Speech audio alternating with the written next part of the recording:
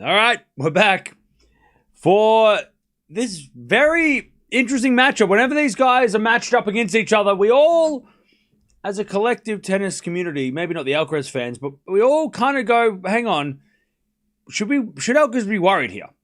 And the answer is yes, because Tommy Paul can beat Alcaraz. He has beaten Alcaraz. Last time they played was on clay, and it was a domination by Alcaraz, as expected on a clay court. But Paul on a hard court, especially here in Australia where he's done well before, should not be overlooked. And this could be a very interesting matchup if he plays, if Paul plays the way we know he can play. Alcaraz needs to be worried about this match. This match is, the tournament gets real now. He's played, a couple of, highlight reel players and, some hot shot players, some highlight guys. Obviously Mute was the highlight guy. They were just trying to get the best shot of the tournament award. Obviously beaten the Aussie in the first round as well, which is a little bit of a bummer for me personally, but it happens. And then against Hampman, he actually had a good. It was a good hit against Hampman. Hampman is actually a very capable player, but Alcaraz was just too good after the first set. But Paul is a workhorse. We know we call him Captain America, but I don't know. He's just kind of like the workhorse of a tour, right? He's nothing fancy, right? He's no flash. He's not like any, he hasn't got a massive serve. He hasn't got a big forehand, He's not strutting around, like he's the best player on earth. He just gets to work. And he hasn't lost a set all week, Paul. He's won all 3 matches in straight sets. He's got a pretty good, I guess like a walkover win in the last round. After a couple of sets, it was Fokina retiring only about an hour play. So he is fresh as well. So this is going to be interesting. I feel like he's like, Tommy Paul just reminds me of that, like just that he puts on his hard hat, he punches in the clock, and he gets to work. Like that's what he does. He just puts on the hard hat, he punches the clock, and then he gets into work, and then he just gets it done. He just does his job, and that's fun to see those players. So let's see if he can do it against the best player on the planet. Yeah, no injuries as well, because last year, if you remember as well, going into Roland Garros, Tommy Paul did have on and off injuries, So not that I don't think that is the reason why he lost that badly. I think Alcaraz at the French Open is becoming one of the hardest things to do in tennis. Is Alcaraz on clay, beat him on clay is one of the hardest things to do in tennis right now. Not Rafa-esque, but not easy, right? So I think it probably would have been straight sets Alcaraz anyway. But on the hard courts, the head-to-head is 3-2. 2-2 in favor of no one because 2-all is level. They did play at Wimbledon a couple of years ago, and that was in favor of Alcaraz just. They played on hard courts the first 4 times, Canada twice, Paul won twice. Last time they did play on a hard court was Cincinnati in 2023 when Alcaraz made the final and played that epic match against Djokovic, we all remember. He took out Paul in the 4th round on the way in a 3-setter, 2 tiebreaks to start the match. First tiebreak was 8-6 Alcaraz, so it could have easily gone to Paul that day as well. And then since then, Alcaraz has obviously Alcaraz has gotten better too. He's got more, he had 1 slam when they played on the hard courts last time. So we'll see. Big test. Alcaraz needs to be switched on. No tweeners, no mucking around today. He needs to be on his game. Because if you're not ready, Tommy Paul will catch you. And Paul doesn't give up. Yeah. So this is the biggest match since biggest match of the tournament for Alcaraz for sure. Against a guy who is not scared of him as well. So there is a lot that Alcaraz needs to he needs to lock in, really. He really does need to lock in.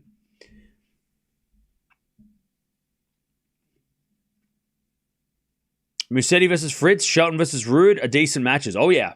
There are a lot of decent matches. Bublik Demonor is a decent match. Zverev Sarundalo is a decent match. Medvedev Tien is a decent match. Djokovic Menchik is a decent match. There are so many good matches. Dadiri Sinner is the only match that I don't expect to be a banger because I just don't think Sinner is going to, well, he's not going to cramp again. I doubt it. But also against a fellow Italian, I mean, Berrettini's the only one that's troubled him, I think. I don't think any other Italians have troubled him lately. Hell yeah, we're going live for Medvedev TN. That is like the match of the day. That's match of the day. Ready for this? Just made toasted sandwiches, yeah. I don't know, Chad, I don't know about you, but like the last 2 days have just lit a fire under me, under this chair. It's melting. I'm so fired up. I love it. This tournament's getting so good. It's so good. Like this Australian Open could be one for the books. Like it is so good.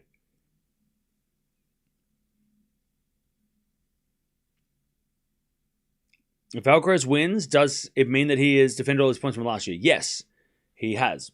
But he will be number one even if he loses because he's still won enough ahead of Sinner. Jovic, Put and Saver is my least favorite match on paper, but it could become a good match today. Oh, well, today, yeah. Tomorrow, the English Swiatek match is probably my least. We're going to watch it because Swiatek, but I don't think that's my least. Like, I'm not super excited for that one, but yeah, there are just so many good matches today.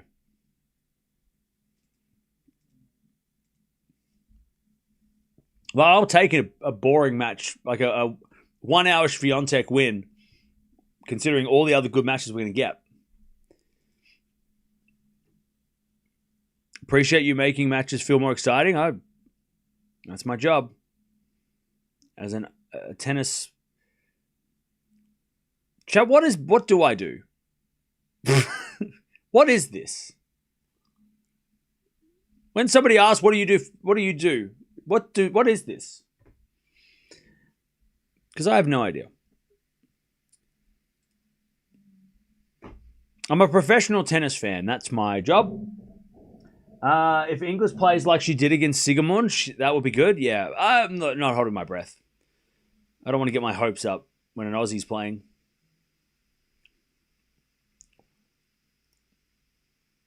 That Sinner match yesterday was riveting. Oh, yeah. So good. We needed all of that. We needed all of that. Professional chatterbox. That sounds about right. I'm a professional yapper.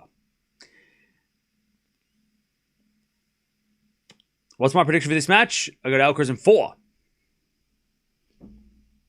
Alcaraz in 4.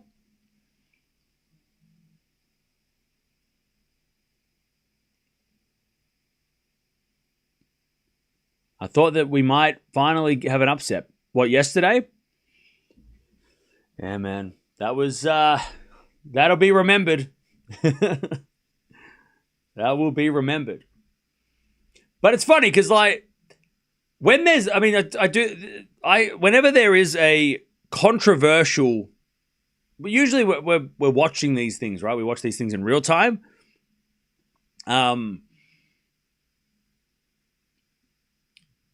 But like I always got to get a vibe. So I'm like, I listen to a few other perspectives on these topics. But it feels like the general consensus on everything that went on with Sinner is the same. You know, I think that everybody that I've heard, and also what I was thinking at the time as well, that it was a strange timing, but. And had Sinner played on, he probably would have lost in that heat. But also the rules are there. Gil had a great take. I mean, Gil's always great with this kind of stuff, right? He narrows it down to just like, what are the rules? Why are the rules? Like Gil always has such a good... he breaks it down according to the rules, and that's what we're playing by, right? We're playing by the rules. So, but yeah.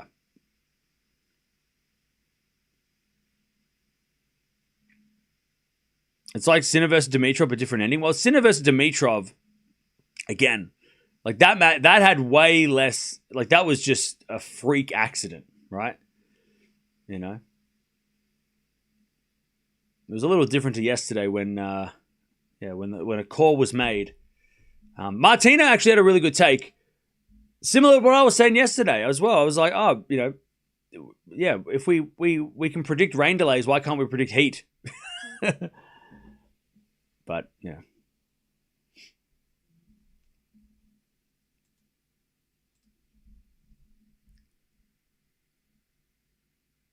Will they close the roof today? They will only close the roof if the smoke gets worse, because it's really smoky today.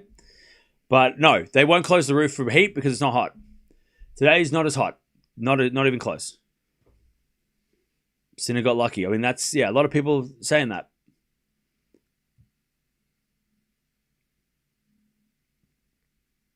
Yeah, Gil's take was really good, especially because like the physicality of tennis, like, you know, Sposiri should have been rewarded for that, for pushing Sinner into those depths, you know, of physical pain, right?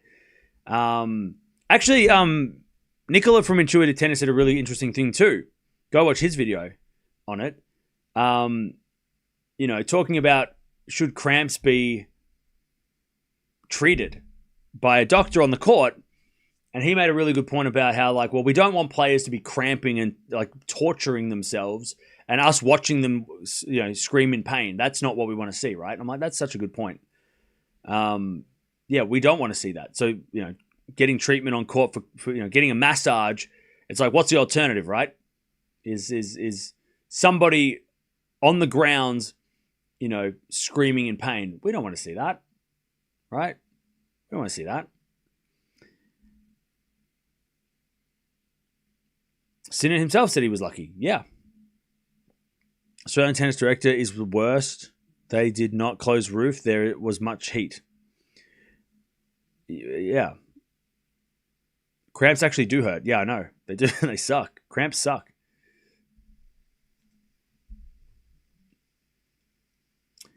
Excited to see Zverev Medvedev quarterfinal and maybe a Medvedev Alcaraz semifinal. That would be epic.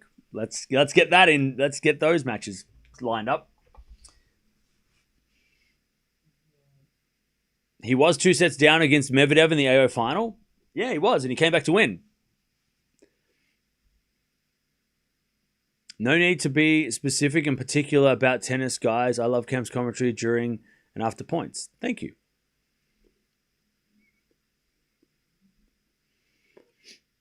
Who does Sinner play next? Sinner plays Dideri, his countryman, in the next round. I'd say if Sinner played Hashanov in the next round, considering what happened with that the physicality of that last match for Sinner, that would have been more interesting. I don't know if Dideri, I mean, he's played some long matches as well, but I think Hashanov physically would have been really interesting against Sinner in that fourth round. That would have been really fun, but unfortunately we're not getting it. But I think that would have been more interesting, especially if it was in the afternoon. Not that it's going to be hot tomorrow compared to yesterday, but would have been interesting, but, you know, whatever. I feel like Menchik can upset Djokovic. That's another great match. There's so many great matches. This year's Australian Open has been so epic because last year the best match was Alcaraz versus Djokovic quarterfinal. I agree. Last year was like Djokovic, Alcaraz. That's it. We got robbed of a semi because Nole was injured. And then Sinner won. Sinner Runa was interesting to a point, right? It was up to a point. But then other than that, it was like, I forget everything else, unfortunately.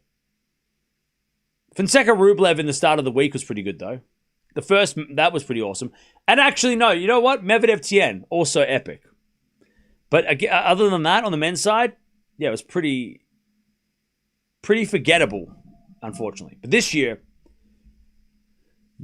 I mean, the Sinner thing yesterday, that's going to be spoken about for the whole year. The matchups we're getting in the next couple of days, those could be spoken about for the rest of the year, right? But we're getting things that are happening that are things are being set up in a way that there could be things we speak about for the entire season. Match of the year could be happening in the next 7 days. It could happen next 7 days. Yeah, Musetti Mahatch was great. By the way, credit to Mahatch, who is known to cramp. Getting through that match, the way in those conditions, that's got to be a huge confidence boost to him and his team. Even though he lost, he's got to think, well, 12 months ago, I wouldn't have been able to play after one set. So for him to play an entire 5-setter, most of it in the heat, and not cramp is a huge plus for Mahatch. Because he is such a good player, but that issue has been an issue, right? So it's so good, like, even though he lost, such a good confidence boosting performance, right?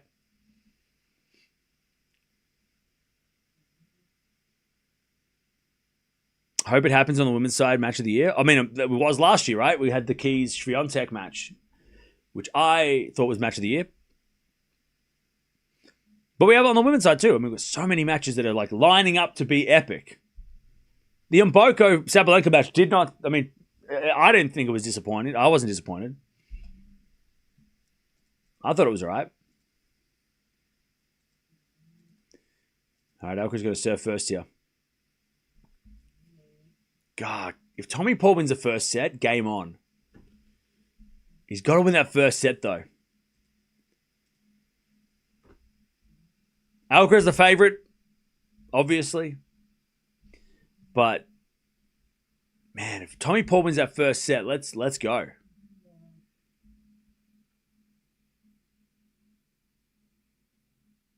Alcaraz has got to lock in. This is the first serious match he's had for the week. If he's not careful,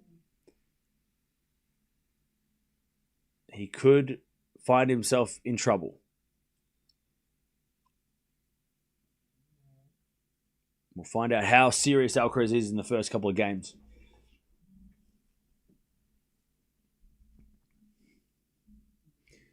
All right, Alcaraz going to serve first.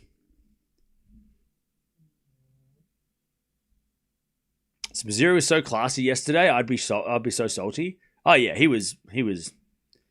made a fan of me. Like I thought that was like, yeah, the way he handled that whole thing was so classy, so classy.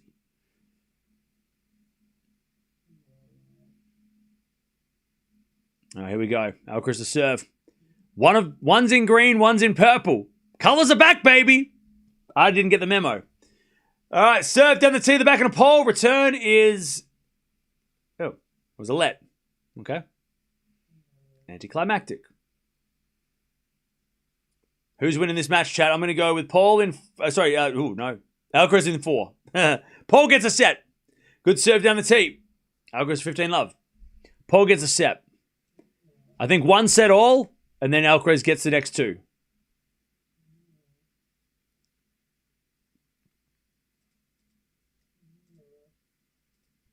$15 love. Carlos 4, Carlos 5, Carlos 3, Carlos 5, Carlos 4, Carlos 3. As Alcaraz forehand to the back of Paul, into the back of Alcaraz. Paul wins the second point, 15-0. Alcaraz in the net. Carlos wasn't in his best mood in the second set against Mute. There was definitely a lot of... there's a little frustration from him in that second set. Mute was playing some good tennis, but yeah, he was agitated in the second set, Alcaraz.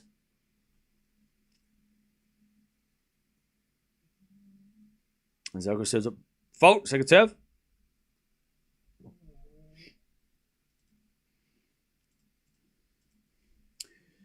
Serving to the backhand. Paul comes to the net with a volley. No, he doesn't need to. Great return from Tommy Paul on the attack. 15-30. Paul watched Sposiri yesterday.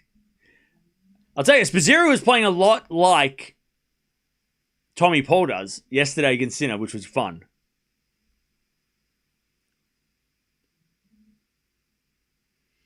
All right, 15-30. Serve out wide the back of Paul. Return goes in front of Alcaraz. Paul gets the point. Alcaraz in the net. Sloppy start. 15-40. Sloppy start.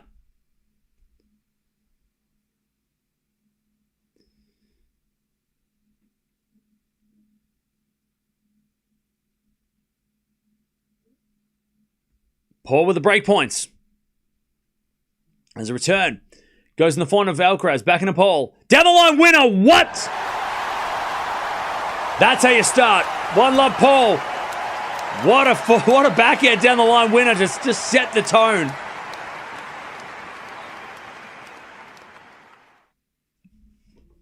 All right. Tommy Paul sends a message.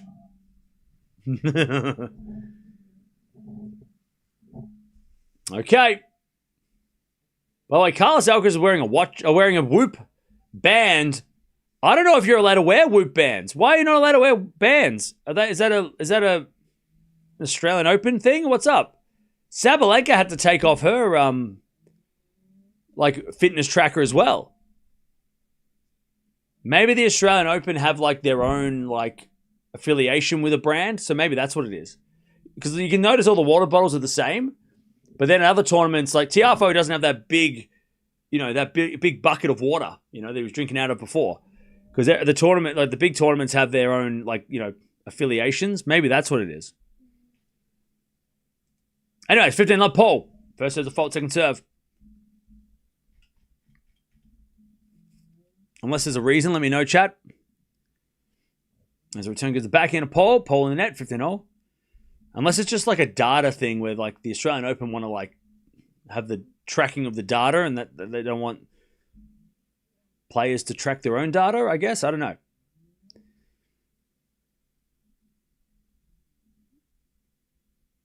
No, he wasn't taking his watch off. He got told to take off the... it's not even a watch. Anyways, backhand. To backhand rally. Alcaraz down the line in the net. 30-15. He has a fitness tracker on his wrist he had to take off. So... Oh, you know what it might be? It might be unfair advantage. Because it does track fitness and the vital levels, right?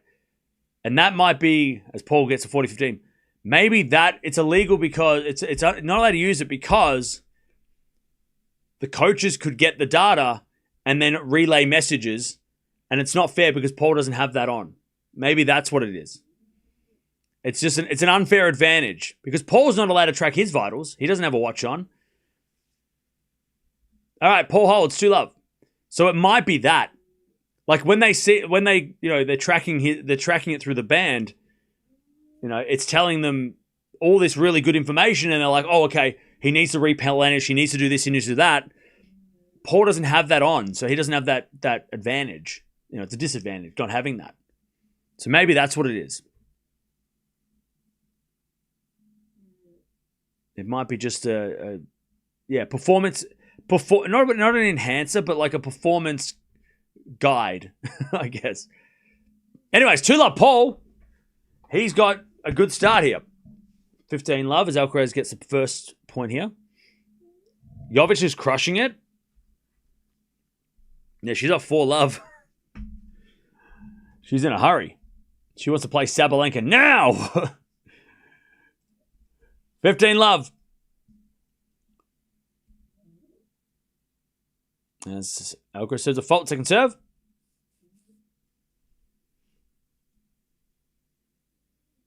Yeah, that's all right, Greg's, yeah. Backhand rally. As Paul hits it long. 30-love. This match is going quick. As well, they're flying through these games.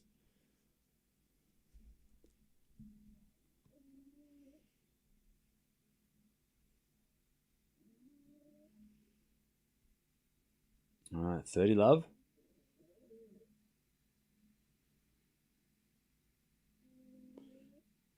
As we do serve, there's a let out wide from Alcaraz.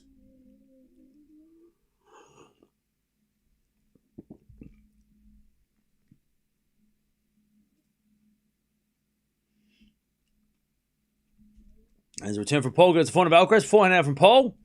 Into the front of Alcaraz. Paul in the stretch with a slice. Alcaraz, forehand again. Paul with a pass. In the nets. 40 love.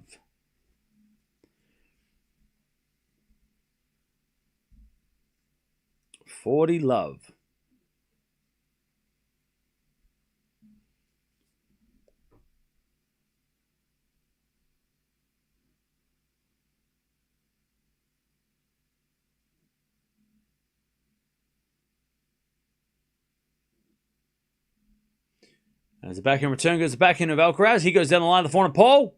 Alcaraz backhand down the line again. Paul with a slice. Alcaraz with the volley. Goes long. All right, 40-15.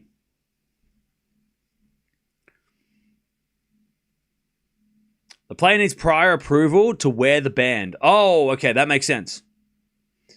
So he didn't get prior approval. Because I know Zachary wears one a lot as well. But I think the WTA sponsored by Whoop. So I think it might be different. I think it might be a different thing because they've got a sponsor.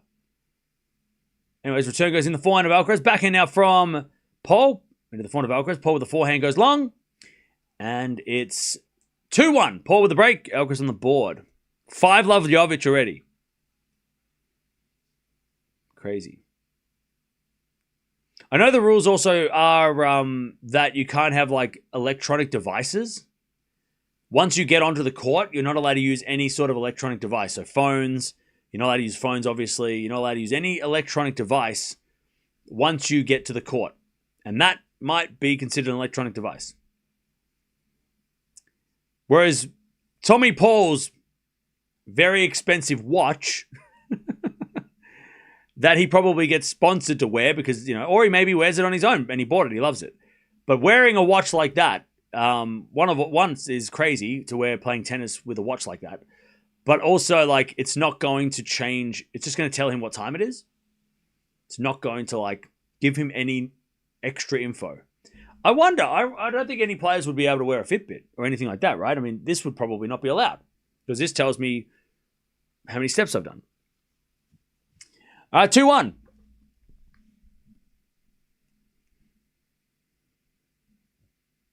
Paul with a good start.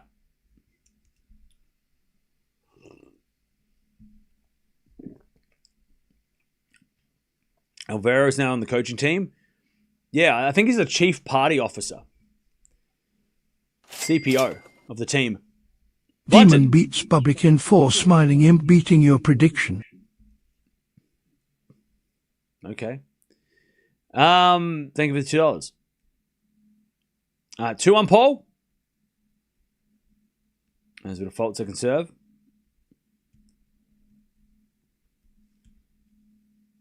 And he double faults. Love 15. Paul needs this set to start.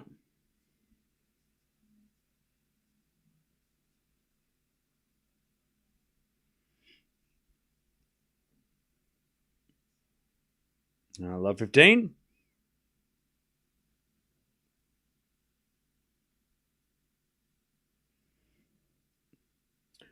First serve is a fault, second serve.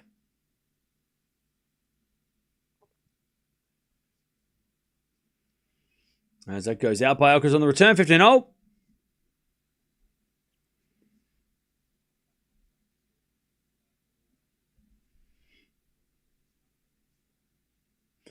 right, 15-0.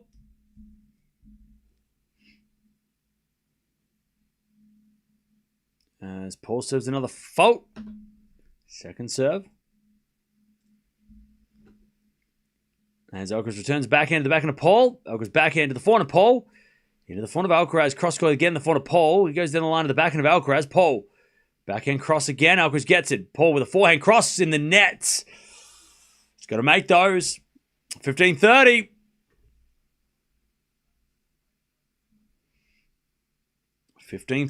Paul in trouble after a fast start.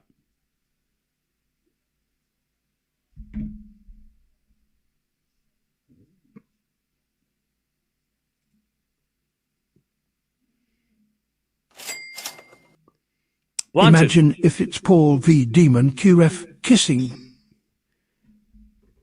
Yeah. 15-30.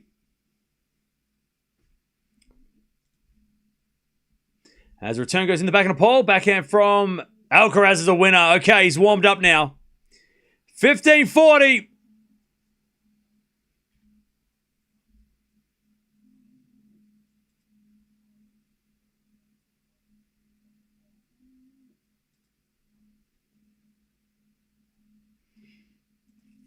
Break back points.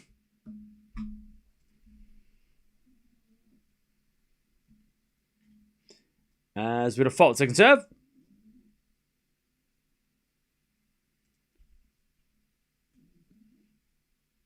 As the return goes in the forehand of pole. Alcaraz forehand again at the forehand of pole. As Alcaraz forehand down the line. Oh, he missed it. 30-40.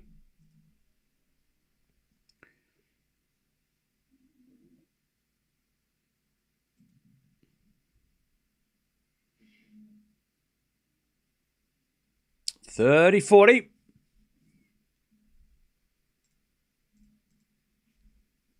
Still break point for Alcaraz to get back on serve. Good serve into the forehand of Alcaraz. Forehand from pole inside out. Great shot. All right, deuce. Paul saves both. Jovic 6-love first set. Crazy. That is a statement set. All right, serve again for Paul. Into the forehand of Alcaraz. Good return. Paul goes cross court behind Alcaraz. Too good. Wow. Tommy Paul. Wrong footing Alcaraz. Advantage Paul.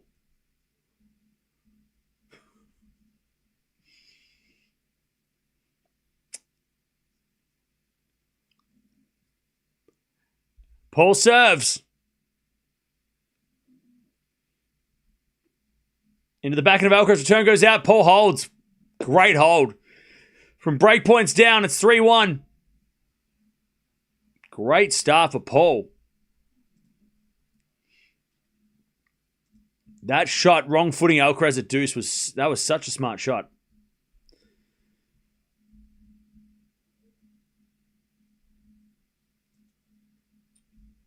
Okay, back to Carlos. Hey, by the way, Colding, what's going on? I see you over on Twitch. What's up? All right, serve out wide. The forehand of Paul. Alcaraz with the drop volley winner. Too good. Just way too good. Ridiculous. All right, 15-love. Ridiculous shot.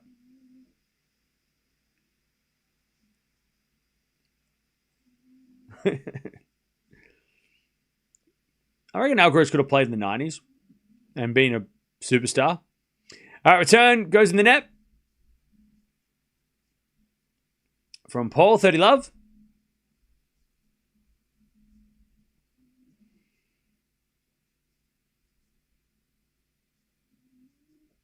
And Alcaraz serves again.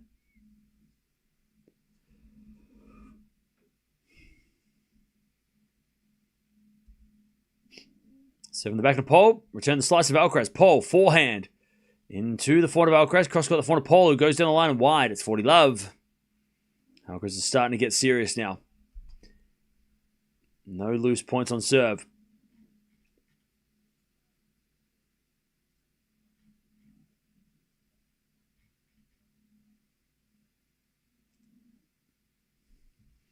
$40-love. Seven to the forehand of Paul. Forehand from Alcaraz. Too good. 3-2. Paul with a break. But Alcaraz holds steady. All right. New Balance outfit's really nice. I like it a lot. Yeah, the purple's cool. I love that they've gone like the purple and green. Like, it's a cool contrast between Alcaraz and Paul. It's a very fun contrast.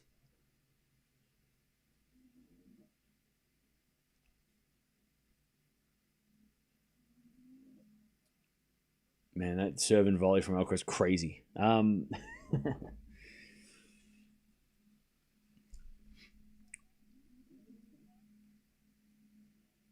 All right. Break time, Charlie. Let's see. Yeah. We're going to watch Medvedev.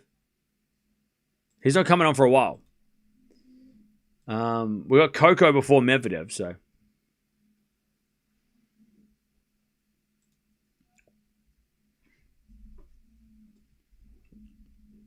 Wimbledon colours, yeah. All right, 3-2.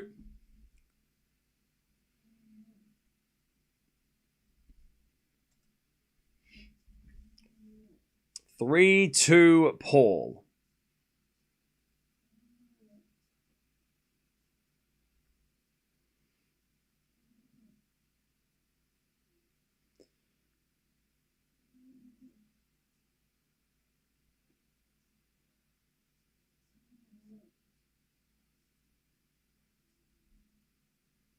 All right, back to Paul.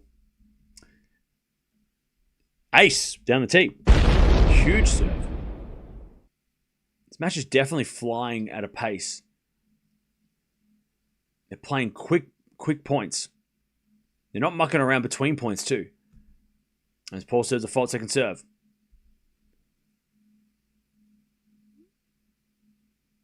Second serve in the back of Alcaraz. Return goes back into Paul. Sliced into the back of Alcaraz. Paul with a forehand. Cross court. Alcaraz gets it. Goes cross court into the front of Paul. It goes down the line of the back of Alcaraz. Paul on the stretch. Goes cross court. Alcaraz gets it back, but overhits it. And it's 30-love.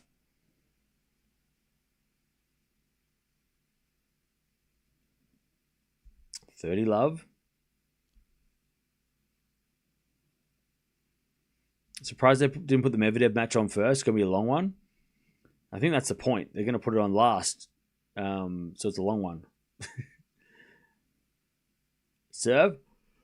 To the back of Alcaraz. Paul forehand. Alcaraz gets it with a forehand cross court into the front of Paul. As Alcaraz forehand again. Paul slice. Goes into the front of Alcaraz. Paul wins the point. Alcaraz sprays it. Just wide.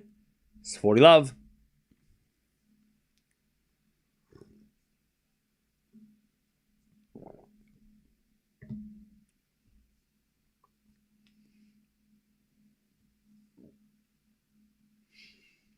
Medvedev's match is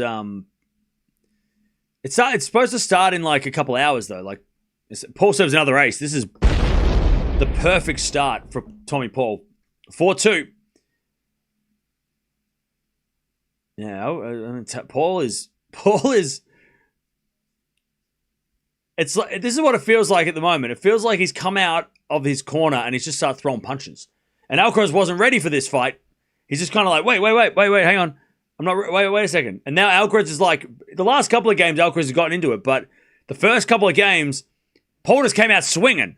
And Alcaraz wasn't like, he was like, wait a second. I didn't even think, well, I'm not ready. That's been the difference, though. Alcaraz since has been very good, but it's all that first game. That's the only difference in this match so far. Paul with a pass, that goes wide. Like, Paul got the break in the first game by playing some really good tennis, and now we're here. 15-love.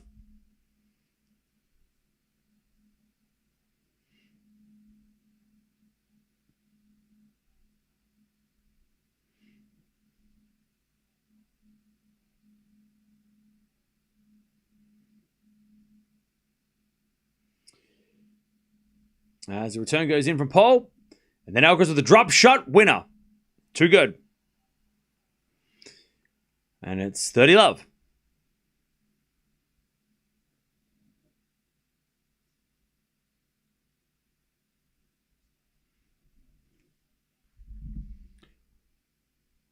Beautiful forehand drop shot winner by Alcaraz. As Alcaraz says the fault. Second serve.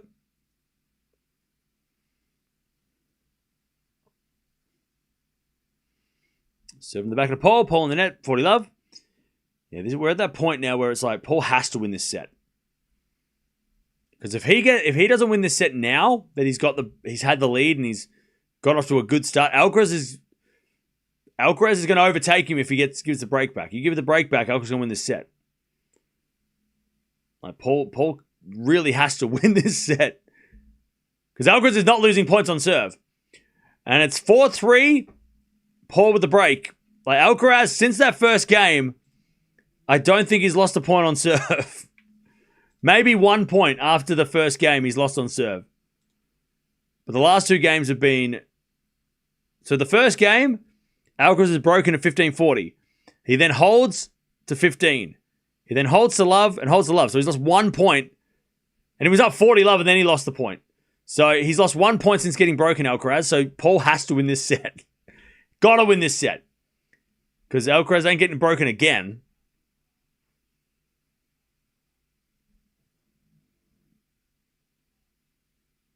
So the next two games, Paul has to do everything he can to win this set.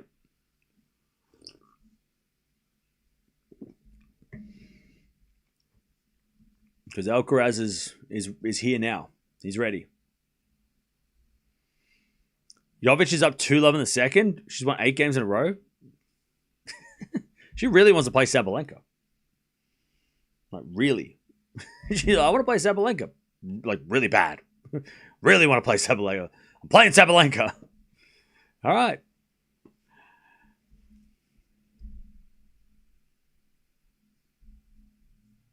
All right, back to Paul, who has won 100% of first serve points. That's a stat. What a crazy stat. 100% of first serve points, Tommy Paul. Like, this is a high-quality match. Paul serves. A fault. Nope, still 100%. Second serve. Serving to the front of Alcaraz. Return is a winner. Oh, no. Uh-oh. Love 15. Paul needs all the first serves. Love 15.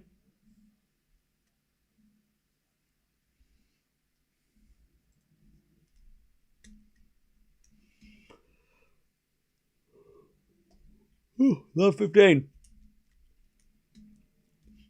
And serves another fault. Uh-oh. Second serve. The backhand Alcaraz. Backhand of Paul. Into the backhand again of Alcaraz. And Alcaraz hits another winner. Oh dear. Love 30.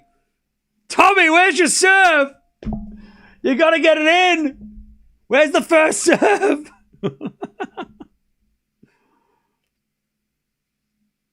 Love 30. Alcaraz is, it's like Paul's a deer running away from like a bear or something. I don't know. Alcaraz is some wild animal. And he is hunting Paul down. Oh, he missed another serve. Oh, no.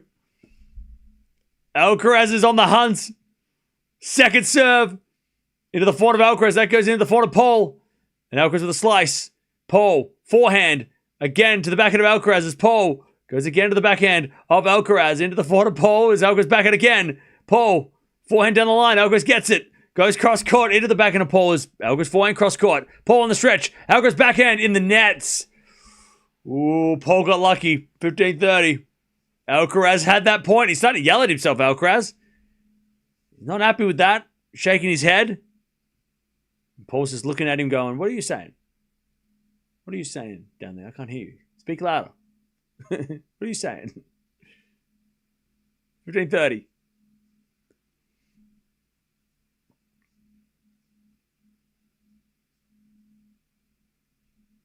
Serve from Paul. He hasn't got a first serve in this game. He serves. Another fault. God, man, he's living by the second serve.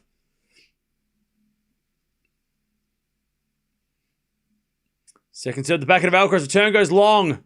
30-all. That was a let-off. Good second serve by Paul. Alcaraz got a little bit too close to the baseline. A bit too aggressive. And timed it a little poorly, Alcaraz. 30-all. Again, a lucky gift. Paul needs... Where's the first serve? He needs a first serve. Serves out wide the front of Alcaraz. That goes in. Paul slices it back. Alcaraz in control. Forehand again. Paul puts up a lob. Bounce smash. Alcaraz puts it away. First serve failed him for the first time today. Paul's serve failed him. What a return. 30-40.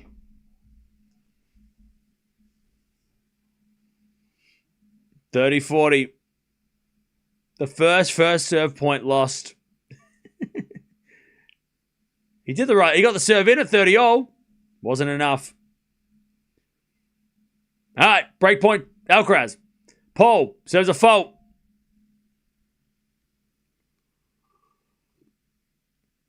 Second serve. Into the backhand of Alcaraz. Goes down the line from Paul. What a shot! What a shot!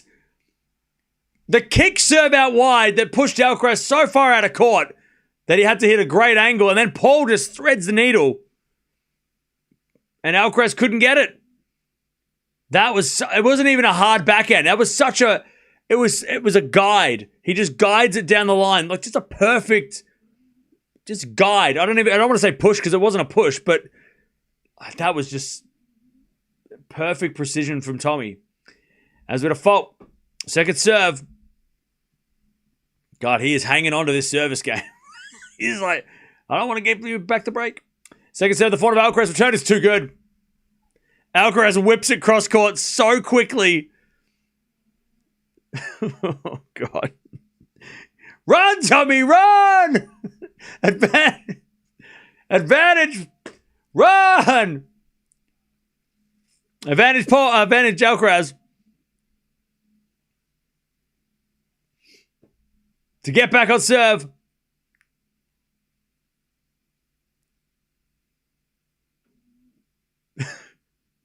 I don't even know if he needs a first serve. He needs a miracle.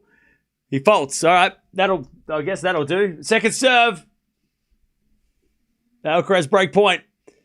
Second serve into the back of Alcaraz. Return the forehand to Paul. Alcaraz gets with the forehand cross court. Paul gets it in the net though, and there it is. Alcaraz breaks back. Oh no. Tommy.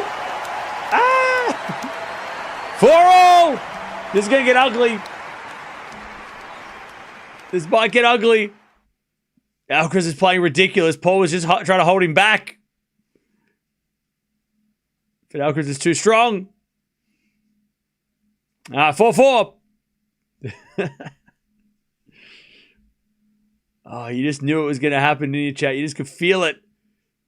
Alcaraz was just cruising, and Paul was just struggling to hang on. If Paul wins this set now, that is a great effort. Alcaraz serves. Down the tee, the back of Paul. Alcaraz forehand. Cross court as a winner. Jeez. Maybe he shouldn't have broken first game. He pissed Alcaraz off. 15 love.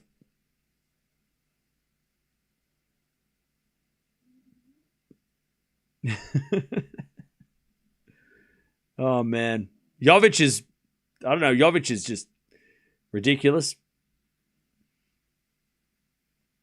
There's a backhand return from Paul. Goes in the front of Alcaraz. Paul.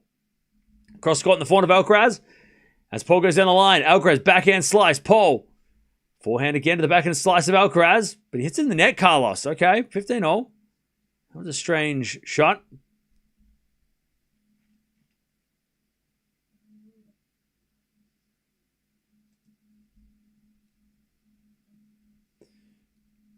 $15-0.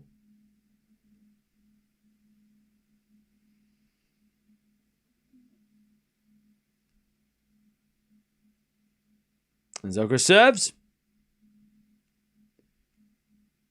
Into the front of Paul. Good return. Alcaraz gets it. Paul, forehand inside out. Alcaraz there with the backhand. Paul, forehand cross court. As Alcaraz gets that as well to the front of Paul. Alcaraz forehand on the stretch. As Paul goes down the middle. Alcaraz there with the backhand crossed. Into the backhand of Paul. As Alcaraz backhand again to the backhand of Paul. As they go backhand to backhand. Alcaraz mixes up with a slice down the line. And then Paul sprays it. On the forehand side, it's 30-15. God, there was a half chance for Paul to come to the net on that inside-out forehand, but he stayed back.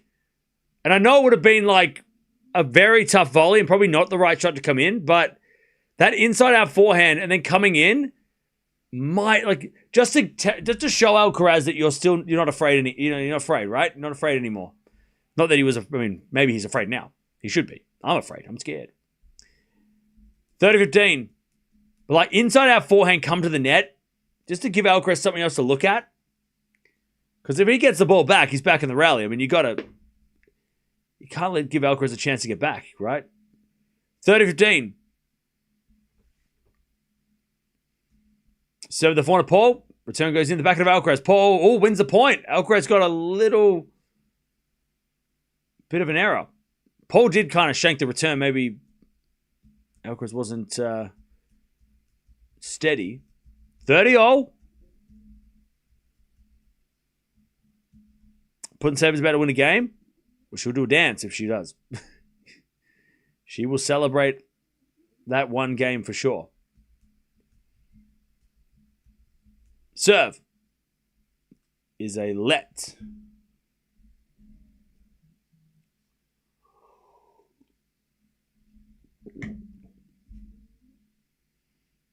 Hey, putting serve won a game. All right, 30-all. And Zoka serves a let again.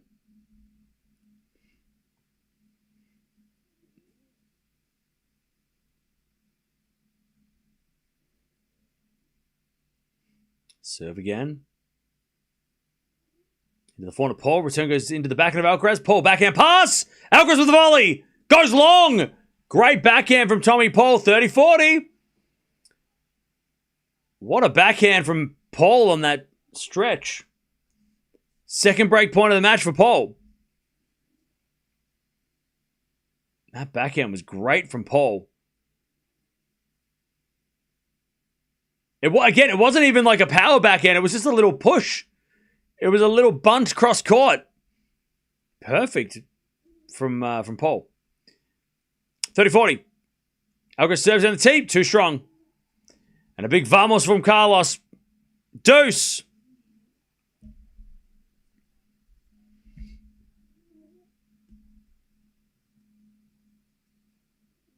Clutch serving.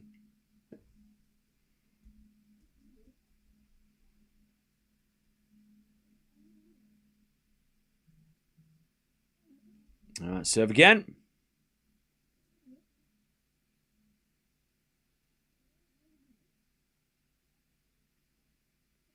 All right, good serving advantage.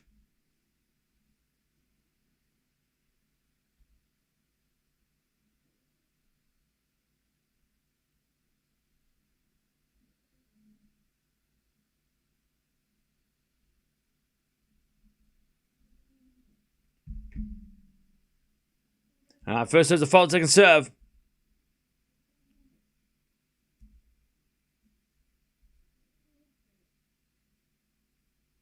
Serve in the backhand of Paul. Paul hits it wide. Alcaraz takes the lead. 5-4. He's won 3 in a row.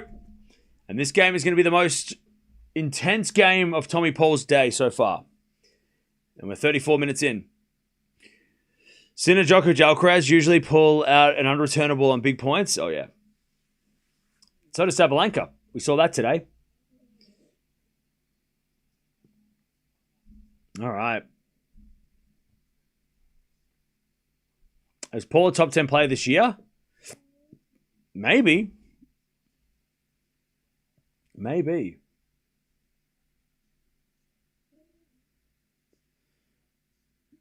Maybe. If he's healthy, he's got to be close, right? He's got to be between probably 10 and 15, right? If he's healthy.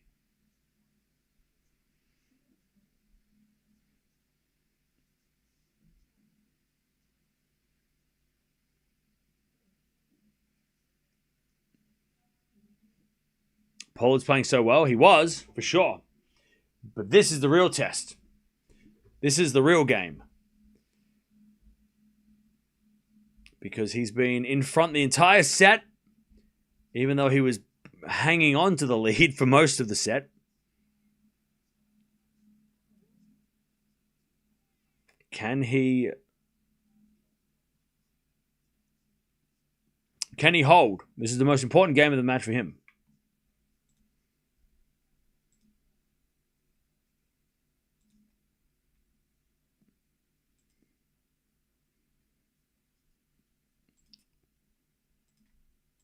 As Paul serves, good serve. 15-love. By the way, after this, we've got Coco Gauff taking on Karolina Muchova. And then we've got Medvedev Tien. And then the night session on Rod Laver. All right, first serve the fault by Paul. Second serve.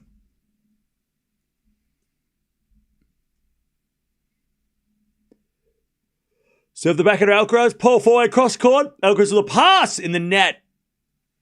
15-all. Sorry, 30-love. I'm giving Alcaraz points for free. 30-love.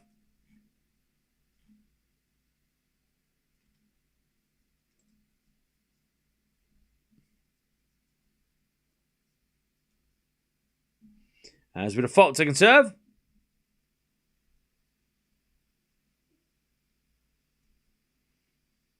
Second serve to the forehand of Alcaraz. Return goes in the forehand of Pole. Off the tape. The forehand of Alcaraz. Pole, forehand cross court. Alcaraz gets it with the forehand down the line. Pole backhand crosses. Alcaraz gets that backhand cross again, but it's long. And it's 40 love.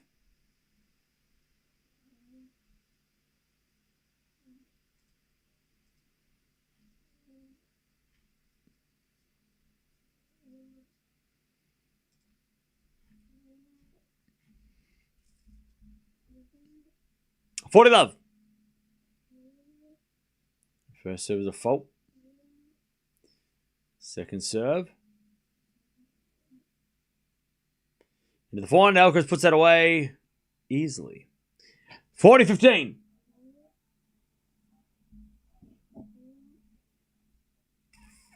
Five-one Jovic.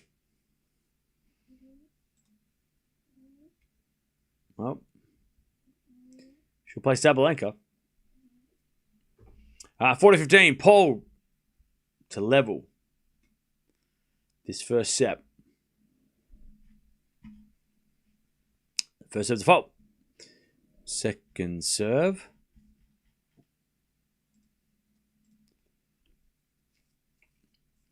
As Alcaraz return. Goes long. Pole holds. Good hold. 5-5. Jovic 17 winners to 4. Jovic is crazy. Maybe Jovic can beat Sabalenka.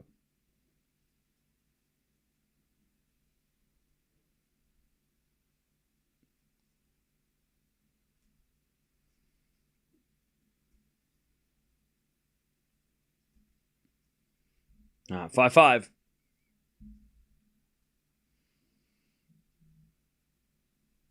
As the return goes into the slice of Pole. Alcaraz with the forehand. Into the back of Pole. Pole goes wide. And it's 15 love.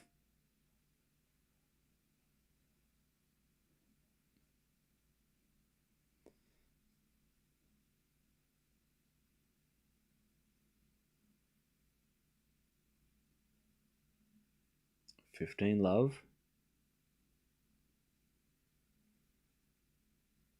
The return goes to forehand. Alcaraz here's a drop shot. Pole gets it. Alcaraz with a volley.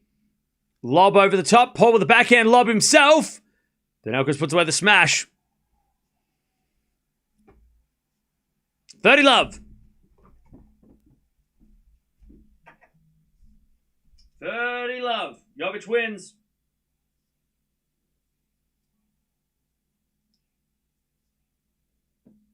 Jovic wins.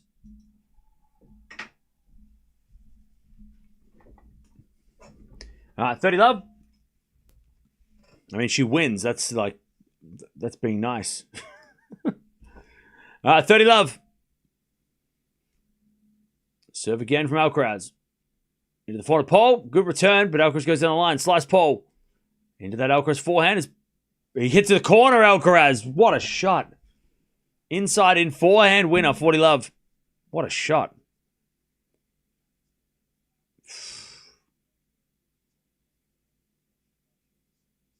Okay. That's crazy. That shot was crazy. That was 53 minutes for Jovic. All right, serve. It's a fault. Second serve. So Jovic Sabalenka just it got really interesting now. She crushed Put and Saver, and now you get to play Sabalenka. All right, backhand goes into the forehand Pole. Alcaraz forehand cross court. Pole goes down the line. Alcaraz there with a slice. Pole with the forehand inside out. Alcaraz a lob by Alcaraz. Pole with a smash. Alcaraz hits it back. Pole with a volley. Winner. Too good. And he outsmarts Alcaraz, and Alcaraz laughs at him. He's like, he got me. 40-15. Alcaraz started running the wrong way. And Pole caught him out.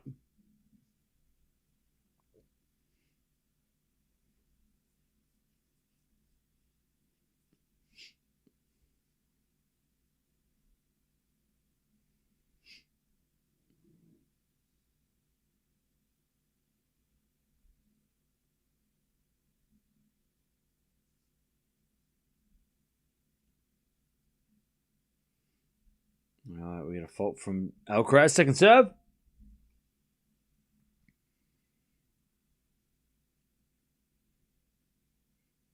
As a return goes in there by Paul. Alcaraz 6-5 in the first set. And Paul's going to serve to take us to a tiebreak.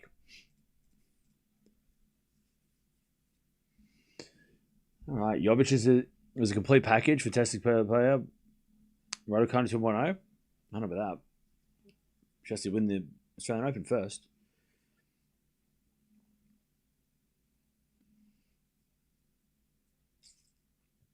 But yeah, Jovic versus Sabalenka though, it's a great time to have that match, right? I mean, Jovic has been great.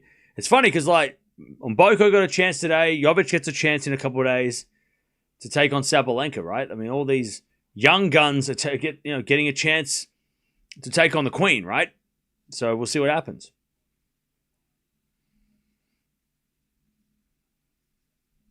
The chair in the back looks like a tennis ball. It is. Well, it's supposed to.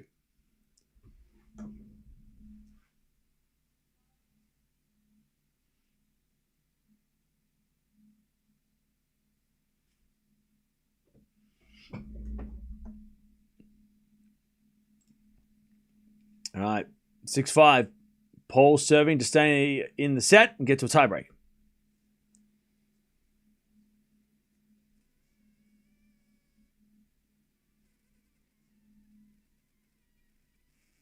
Why is there a cage around it?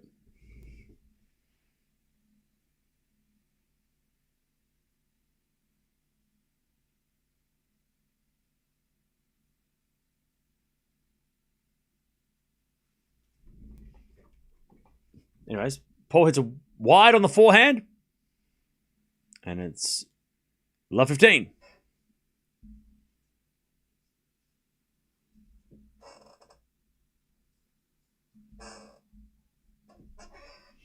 Love 15.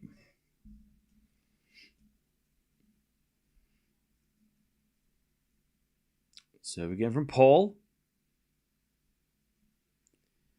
Into the forehand of Alcaraz. He shanks it wide. 15-0.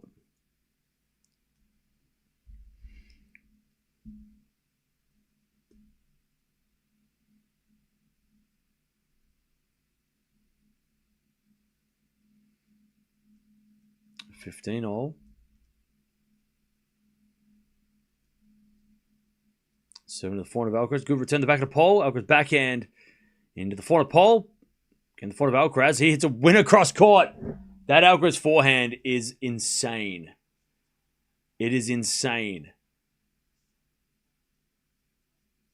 15-30. That forehand is crazy. What the hell is that forehand?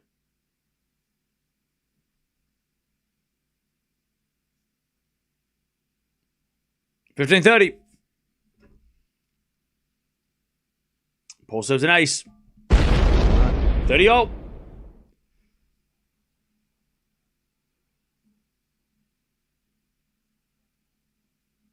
US Open crazy. I mean, that one there, yes, that one was US Open crazy. All right, Paul serves again. 30-0.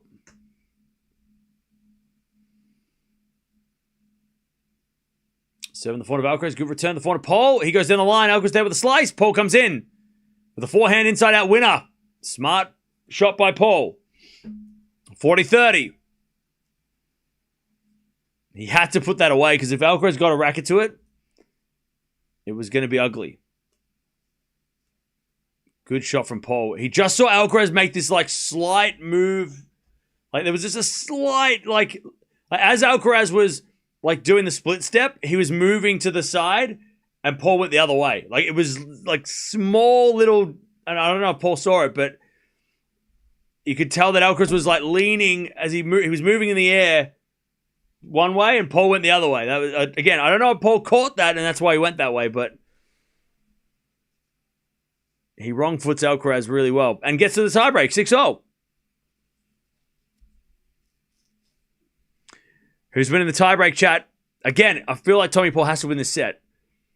He played so well in the first part of this match until Alcaraz started to hunt him down.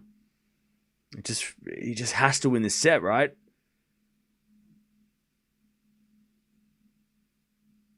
Alcaraz is just on a tear right now. He has to win this set, Paul. Good serve, Carlos, down the tee. 1-love. Got to win this set.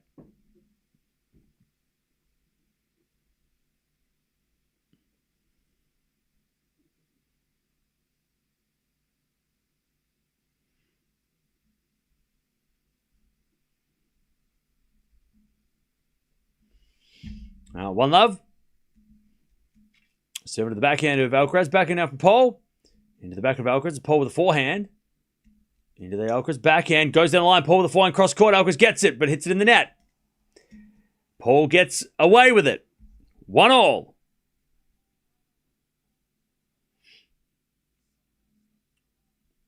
Okay, 1-all.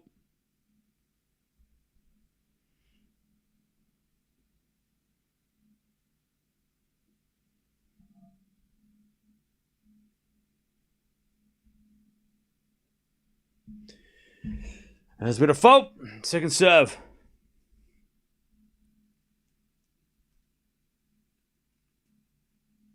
Serve to the back of Alcaraz. Return goes to the front of Paul.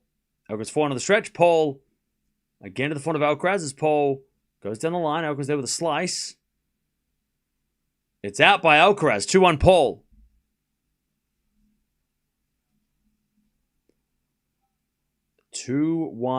Tommy Paul.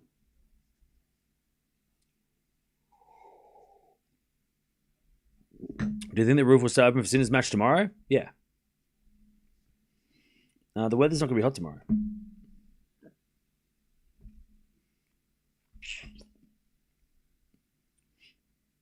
Well, actually, maybe it is going to be too hot. It might be hot. Hang on. Nah, it's only going to be like 30, 32, 33. Backhand goes to the forehand of Alcaraz. Here's a drop shot. Paul gets it with a lob. But Alcaraz puts away the smash. 2-all. It's going to be on Monday. Tuesday. It's going to be hot. Tuesday is going to be stinking hot.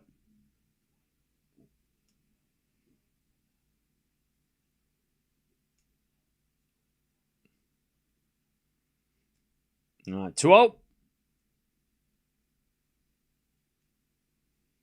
So down to the backhand of Paul. Goes in the forehand of Alcaraz. Paul with the backhand on the stretch. Alcaraz forehand into the forehand of Paul. Again to the forehand of Alcaraz. And Paul gets back in the rally. Alcaraz cross court again. Paul on the stretch goes down the line to the Alcaraz backhand who goes into the backhand of Paul. And then Paul hits it long. 3-2 Alcaraz. Paul was in that rally. 3-2 Alcaraz.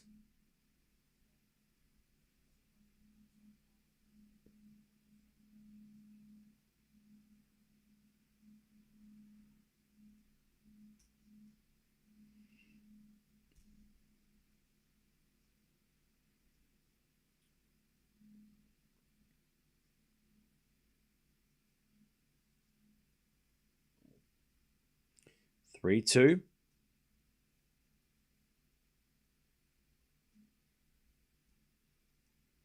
There's a forehand now from Paul inside out to the back of Alcaraz. Paul with a volley. Goes in. Alcaraz with a lob. Goes out. 3-all. Yeah, chat. This might be the highest level of tennis we've seen this week. On the men's side, it feels like this is like both guys are just playing some crazy level. This might be the best match we've watched all week in terms of quality. That was very close to being in. Alcaraz makes those lobs all the time. 3-3.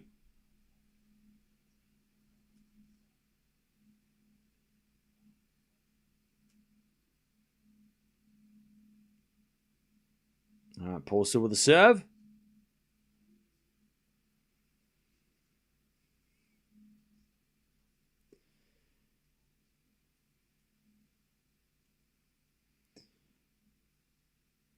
As Paul serves. Well, Alcaraz breathing a little heavy.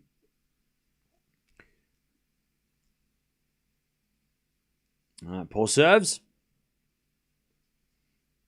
Up. What are we waiting for? Something in the crowd's going on? Someone in the crowd's fainted, I think. That's not good. Man, you gotta dehydrate. You gotta drink. You gotta drink water. You gotta hydrate. Gotta hydrate.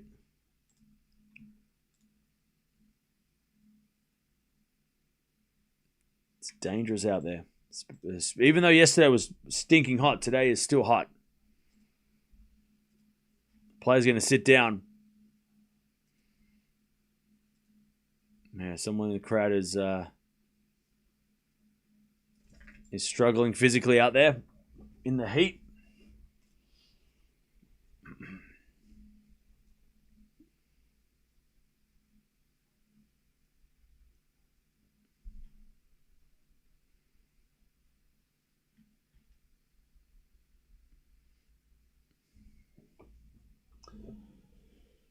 Yeah, I mean, even in the shaded area, it's still hot.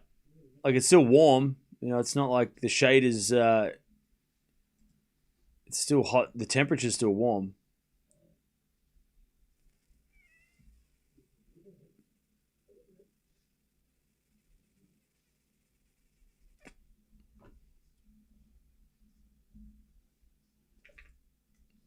So, yeah, Alcaraz and Paul are just sitting down. 3-0 here.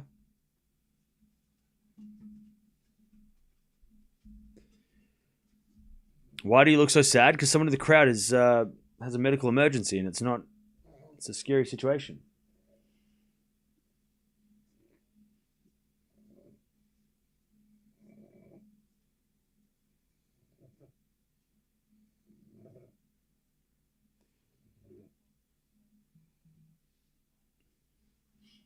All right, 3-0.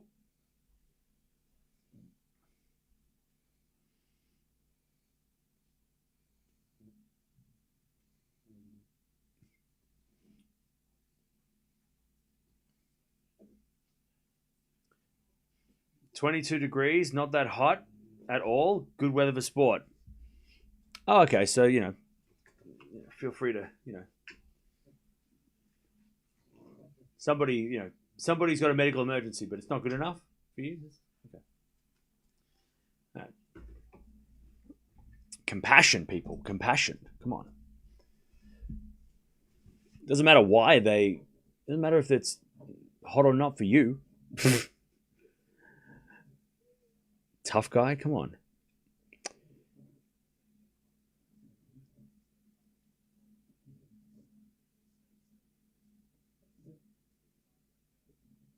As well, the people coming to Sydney yesterday is ridiculous. Heat is dangerous, yeah.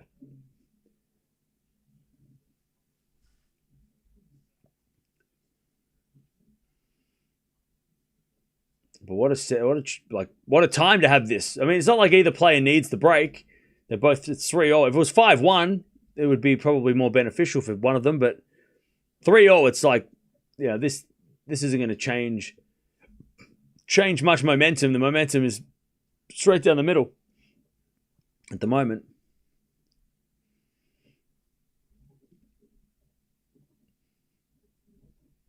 I heard the index reached 5 yesterday. Why is tennis played at max heat conditions? Because it's played in summer all the time. Like the tennis trying to follow the seasons. So that's why it's played in January, because January is summer for Australia. So that's why they don't play Wimbledon in February. They follow the sun. So you're always going to get the hottest conditions because the tennis is trying to play when it's the warmest, right? I mean, you can't play tennis in the rain. So,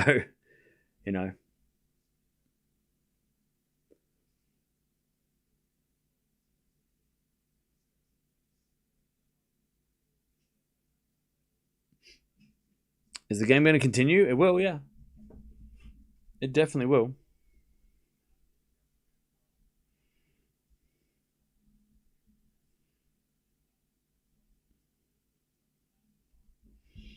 Fritz and Paul are slam worthy? Yeah. No heat rule. It's just there's a medical emergency for the crowd. Someone in the crowd. So they've just stopped while so people can attend to the person in need.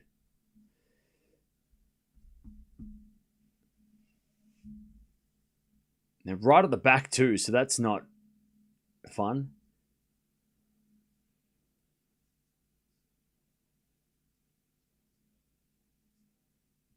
Six-minute delay, by the way.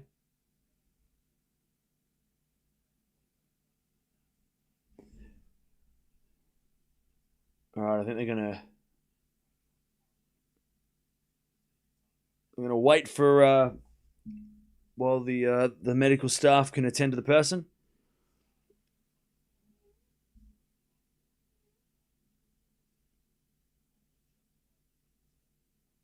Medvedev's match will be pushed forward. Coco and Muka are delayed.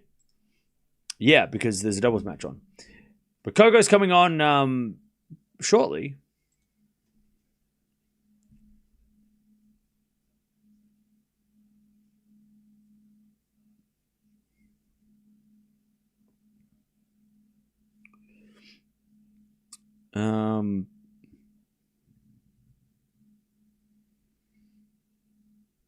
What happens? They should go back and warm up. Nah, it's not that. They haven't. If it's a 10-minute delay, they might. But it's been 6 minutes. I think it has to be 15 minutes before they can call it a restart and do the warm up again. I think that's what it is.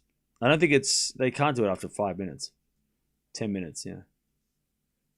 Also, it'd be really weird if they started practice, like go out to practice to do like a 2-minute warm up. It'd be crazy.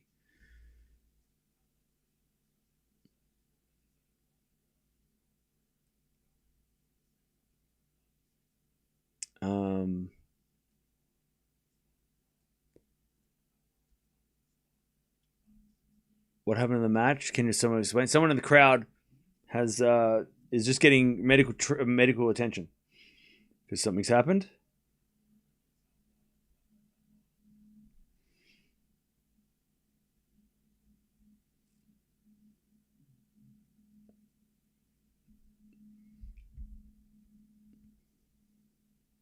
I'm glad that the heat rule are coming. More heat rules are coming to more into play in the Australian Open. Well, there's no heat rule in this Australia. Like right now, there's not a heat rule. But yeah, heat rule will be affected a couple of days.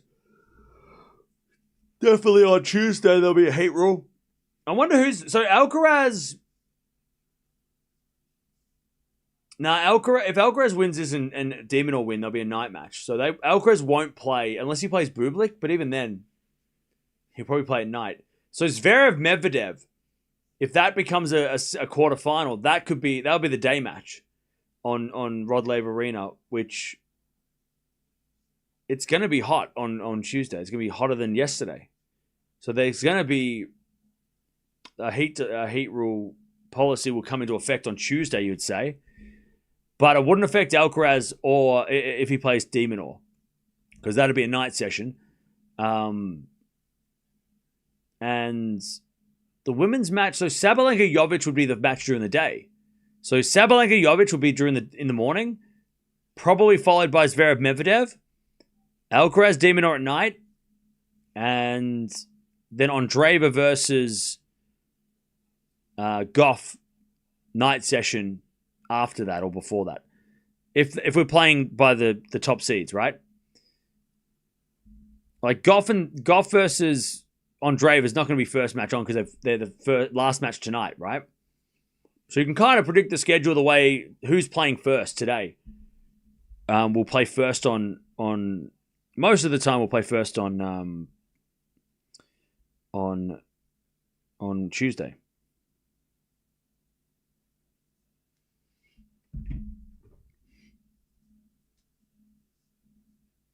Are you surprised? You're surprised that De Minaur got all night matches? Are you surprised? Really? You're surprised? Why would you be surprised?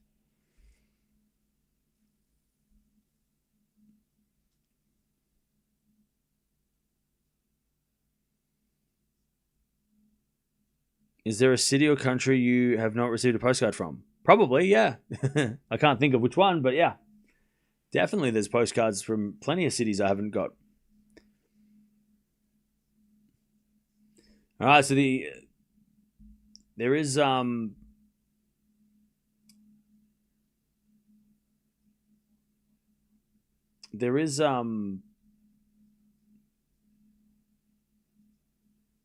treatment going on.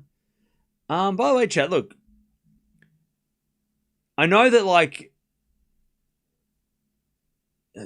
so the reason why they're stopping, right, and why they can't play is because if they played right now, right, and they continued the match while this person was still in duress, the people around that person who are not directly involved in the situation would be trying to watch the tennis, right? So if they started playing, it would be it would almost be a hindrance to that person. That's why they've stopped everything. Because if they start playing before that person's okay, then the medical staff can't actually attend to them because they're right at the back and they're right in the middle, right, of the back, so in the stands. So if the people around are clapping and cheering while they're playing and there's a medical emergency and stuff going on behind, it's just going to get in the way. So that's why they have to stop everything, right? And they can't go back on until that person's okay or until the situation's been contained, because the people around who don't know the person who's getting the treatment could get in the way by yelling and screaming and, watching the tennis, right? So that's why nothing can happen until that person. And unfortunately, she's going to have to leave. They're slowly taking her out of the stadium now. But man, hopefully she's okay.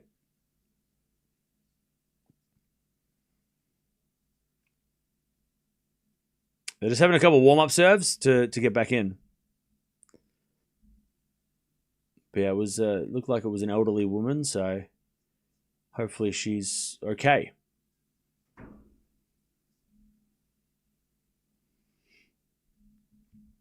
The game will continue in about a minute.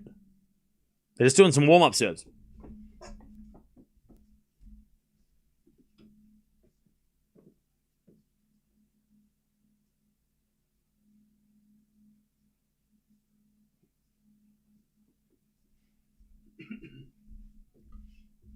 All right, this is going to be tough for Tommy because after an 11-minute delay, Paul's now got to serve at 3-0, and if you have a bad point from this point, it's going to be a real. It's going to be a real. It's going to hurt a lot because you could lose. Losing 1 point now could change the tiebreak. Take them to the hospital. It's that simple. Yeah, okay. Dr. Know-it-all. All right, cool. I mean, that sounds so simple. Why didn't they just do that 10 minutes ago? Backhand to backhand rally as that goes out by Alcaraz, and it's 4-3. I mean, look, I know it's the internet and people lack compassion, but come on now. We can stop this game to attend to somebody's health and safety, I think. For 12 minutes is not going to, 12 minutes is not going to freak anybody out. And when somebody needs medical attention. Priorities. Humanity over a game. Come on. It's simple.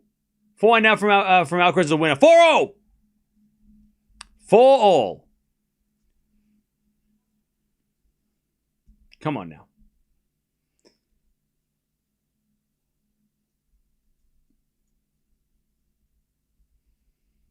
Yeah, please everybody stay hydrated if you're onto the tennis. We saw it at Wimbledon. We've seen it so many times. Unfortunately, this happens, but you gotta stay hydrated. Sitting in a chair, watching the tennis, you're still gonna be warm. So make sure you're drinking water, even if you feel like you're doing nothing. As we're 4-1 now from Paul. 4-0 here. Backhand rally. Paul with a slice down the line, and Alcaraz hits it long. Tommy's got the mini break. 5-4.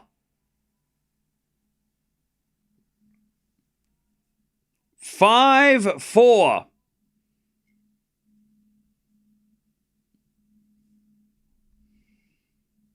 Organizer's trick didn't work this time to stop Sincaraz's opponent. Please tell me that was a joke. Please tell me that was a bad joke.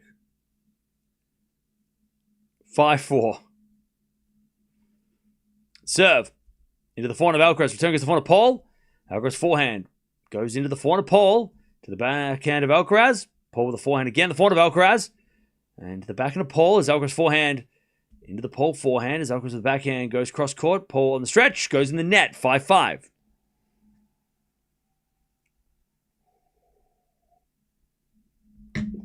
Five all.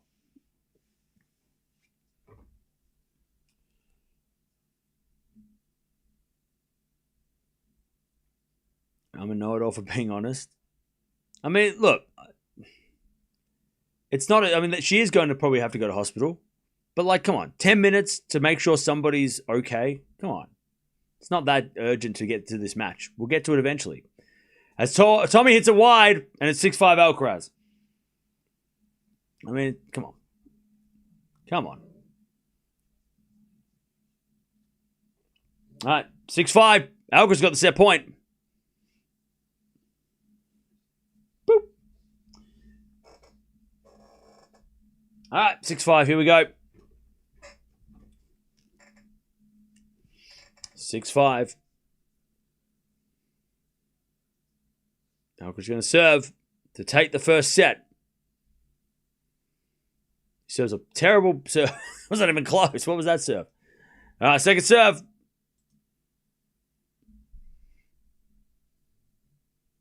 Serving to the backhand of Paul. Backhand now from Alcaraz.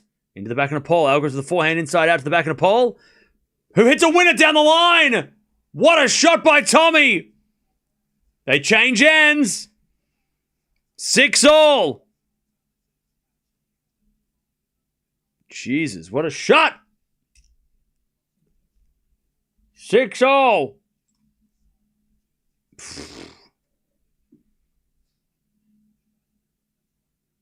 Still Alcaraz's serve.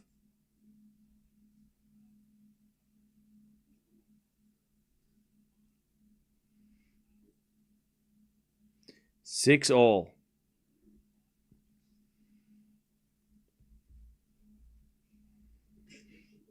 Back to Alcaraz.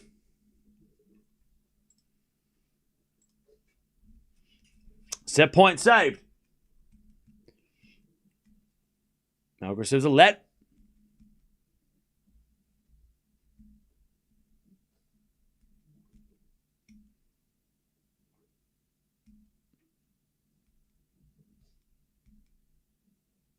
As Alcaraz serves another let.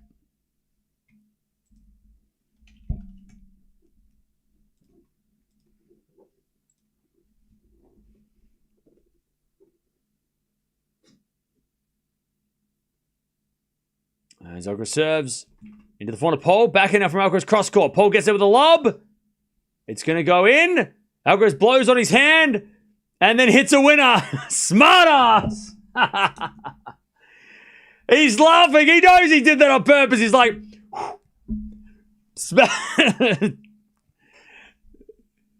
oh, Carlos, you smart ass. He just goes, now I hit the smash. All right. He knew what he was doing. 7-6. 7-6. But it's on Paul's serve.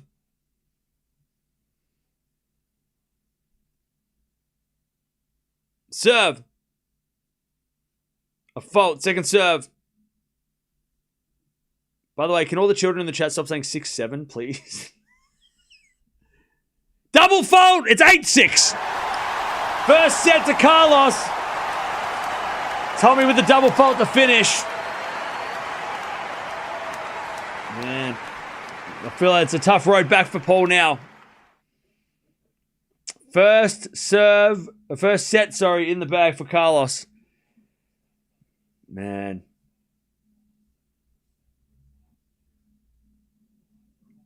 $16 winners, 12 errors from Alcaraz. 10 winners and 12 errors from Paul. Alcaraz's serve just kept getting better and better after that first game. And there's the first set.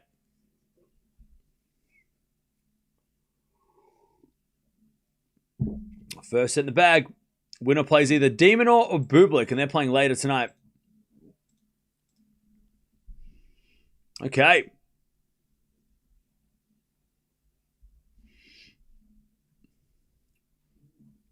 All right.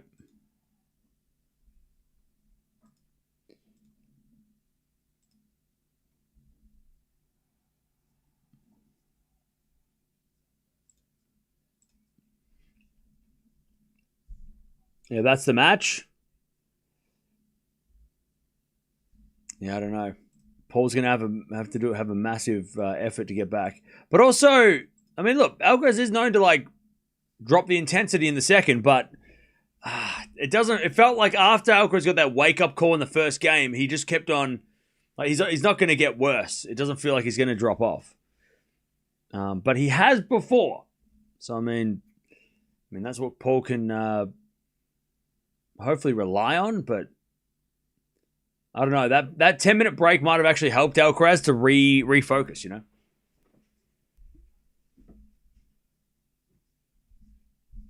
All right, 7-6. How am I doing this afternoon? Great. We've got a great day of tennis. We've already had 2 matches today. Sabalenka and Jovic winning, and they're playing each other. Gauff taking on Mukova's coming up soon as well, so we'll watch that. And then tonight we've got a couple of bangers as well. As Alcaraz hits the backhand wide, 15 love.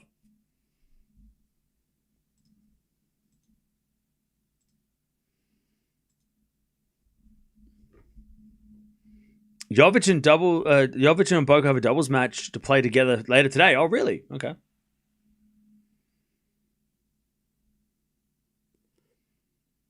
There's a bit of corner from Paul. That goes long, 15-0.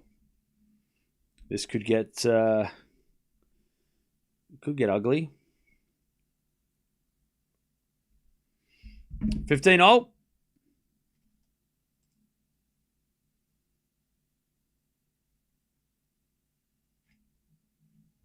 There's a bit of fault from Paul, second serve.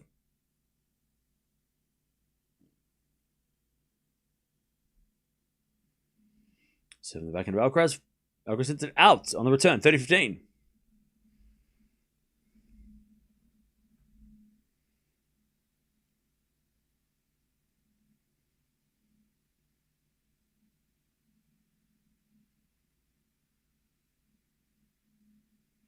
All right, 30-15.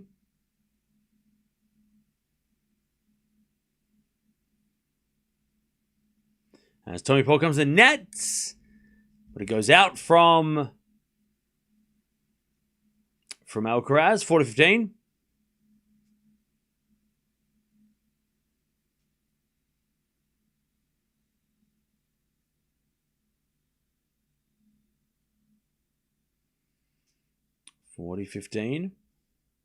As the return goes in it by Alcaraz. All right, 1 love. Paul starts with the lead.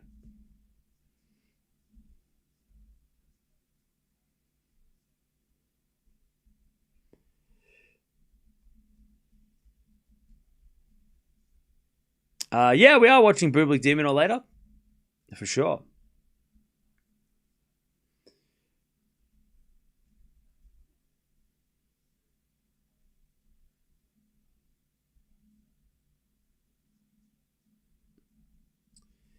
What game time? For which match? For this for the Coco match? It's happening after. There's a doubles match happening right now, so it's after the doubles. So we've just got to wait.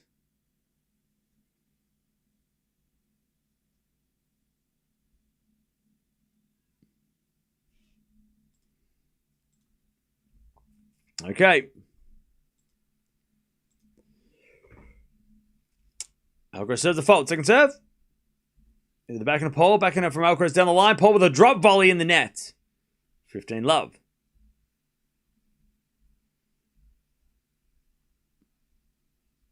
By the way, to the people in the chat, it's fighting. Can you please stop fighting? It's annoying. 15 love. Kyrgios Fernandez are playing mixed doubles. I think, I don't know. Greg's, are they playing mixed doubles today? I don't know. They should be, probably. 15 love.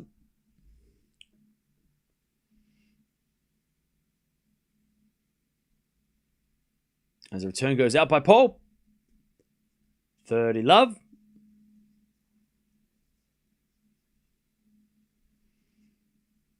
I think Sasha can beat Demon. Oh, Bublik. Yes. I think it's Zverev. Yeah, I think so. I think Bublik Alcaraz is a more interesting match, personally. I know. I'm Australian. Blah, blah, blah. Oh, Dutchy or Greg's or anybody. Does anybody know that if Kyrgios Fernandez are playing today? As a fine out from Paul into the back of Alcaraz. Alcaraz in the nets. 30-15.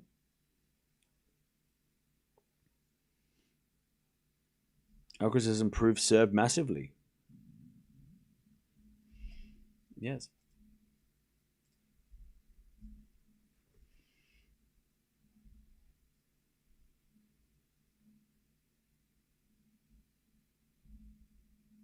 All right, 30-15. As a final from Alcaraz is a winner, 40-15. Oh, it's not listed today? Okay. They must be playing tomorrow. Going to the Dallas Open.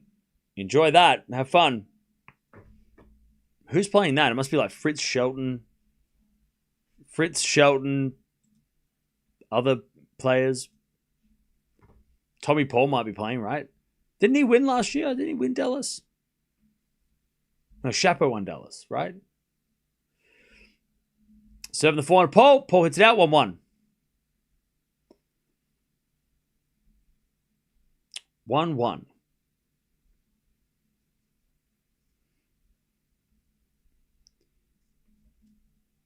Yeah, big foe. He'll be there for sure. That's awesome. All the Americans. 1-1. Back to Paul. Might go to Wimbledon if lucky into the finals. Ooh, nice. Will Sinner recover in time for tomorrow's match? Yes. I don't think... he would have recovered by now for sure. 1-0. We got a fault second serve.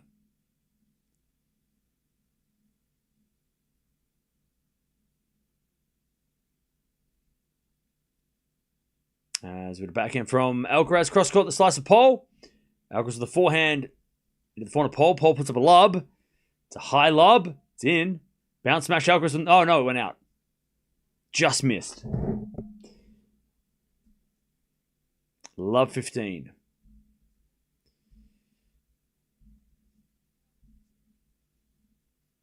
Sinner will win the whole thing now.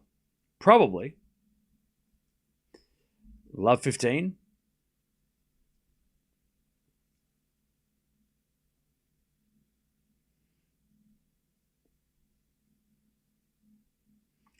As a default second serve.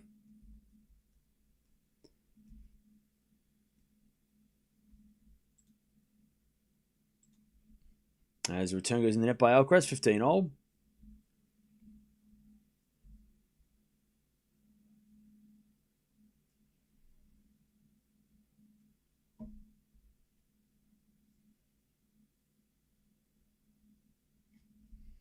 $15-all.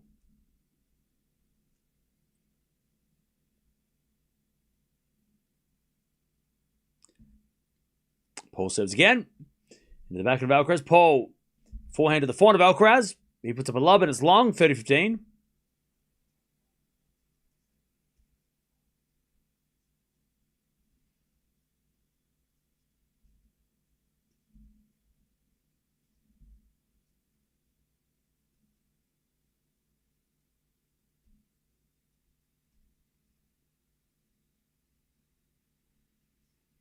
As return goes in by Alcaraz to the forehand of Paul. Paul hits it wide.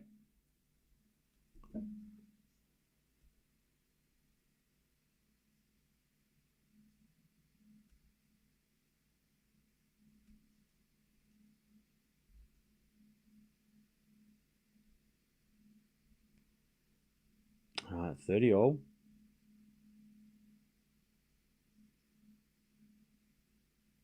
As Paul serves again.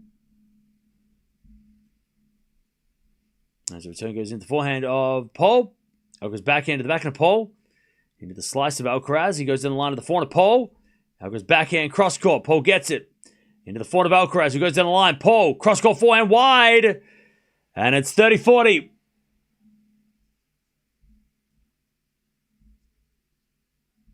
Break points for Alcaraz.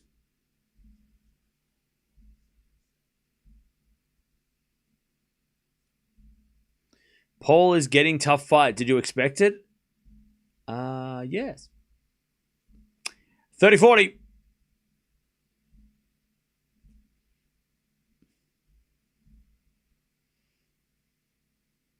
As we get a serve from Pole. Into the backhand of Alcaraz. Back into Pole to the forehand of Alcaraz, who hits a wide. Oh, he almost hit the winner. Just went wide.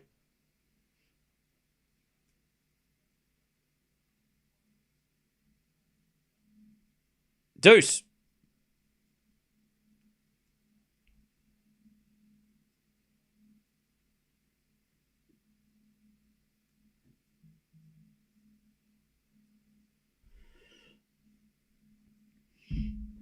Deuce. As Pole serves again. As we get a fault, second serve.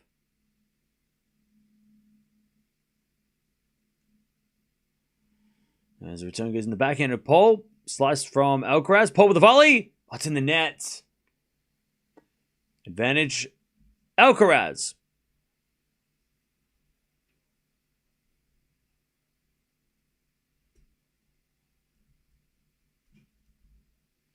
To get the break in the second.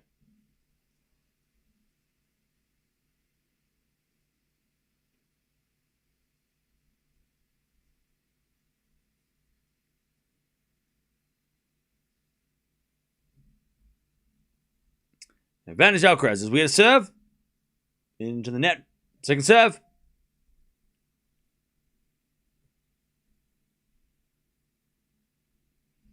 Now as the return goes to the backhand of Pole. Forehand from Alcaraz to the forehand of Pole. As Alcaraz forehand again to the forehand of Pole. Alcaraz backhand goes cross court. Pole gets it. Into the backhand slice of Alcaraz. Down the line of the forehand of Pole. Alcaraz forehand on the stretch. Goes down the line for a winner! As Carlos breaks in style. 2-1. Alcaraz. 2-1. Setting a break. Nice hitting. 2-1. World-class winner there. Yeah, ridiculous. You knew it was coming too. Like, you could see that as soon as he went out wide for that forehand, you're like, he's going to just smack this down the line. And it's either going to go out or in. Like, Pole's not going to get there. But, wherever it goes, it could be in, could be out. Pole's just going to have to hope it's out. All right. Is Medi after Carlos? No. Medi's after Coco. And Coco's soon.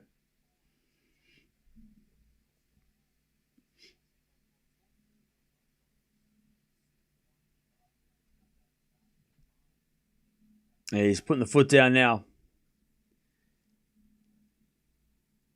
If Carlos can develop serve, he will be locked in. He has a pretty decent serve. All right, 2-1. Alcaraz with a set and a break. I hope Tommy wins, please. Well, he had to win the first set. All right, Alcaraz with the set.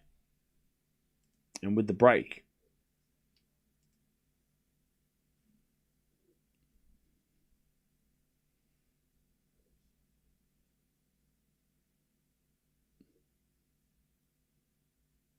Alcaraz serves.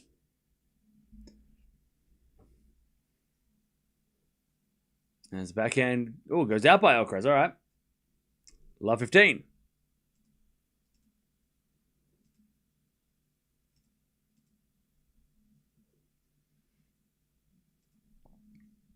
All right, serve again.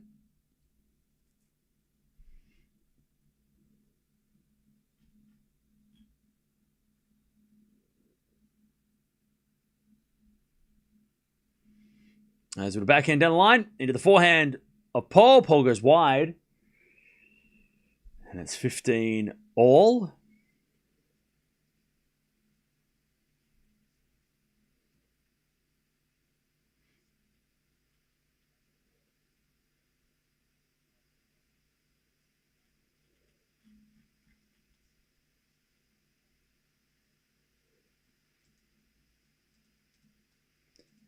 All right, 15 all.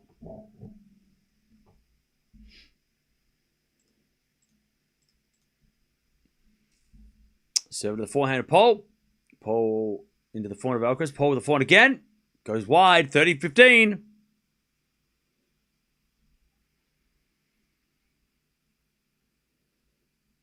Americans can't win a Grand Slam. They have the most collectively in European history. Yeah.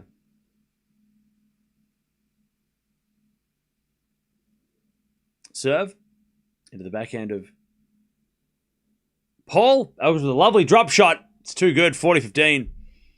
Alcaraz is now he's just playing.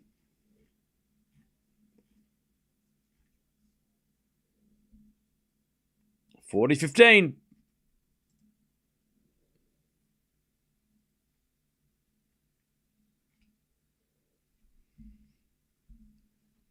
To go to 3-1.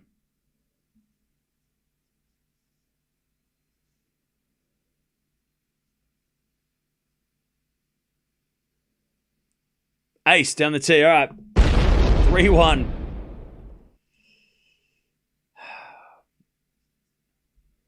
This feels like another one of those matches where we're like, I remember they played at Australian Open. The first set was close. Paul was winning. It was close. That first set, he was really up there. It's just one of them matches.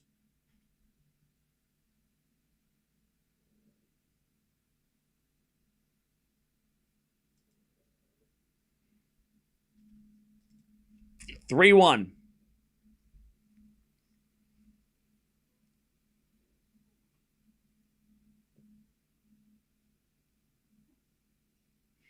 As Alcaraz hits a return winner off a first serve.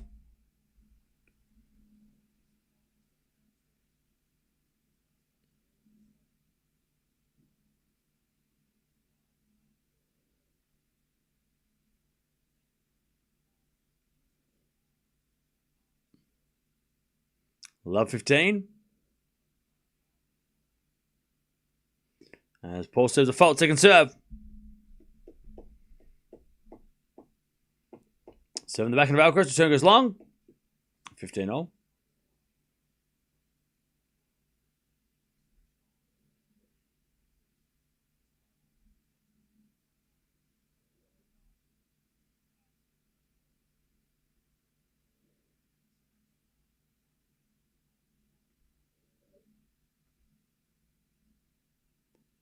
So to serve out wide from Paul was an ace. All right.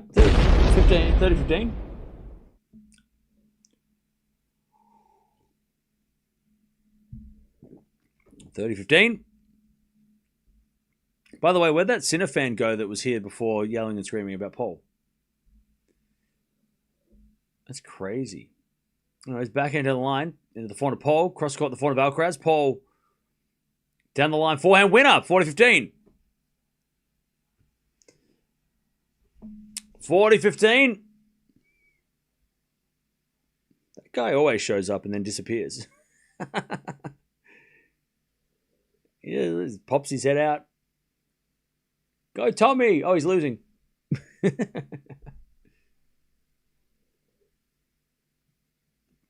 He is the number one Sinner fan. Like, there's no doubt. As it a forehand in the net by Alcaraz, and Paul gets the game. And it's 3-2 Alcaraz in the second.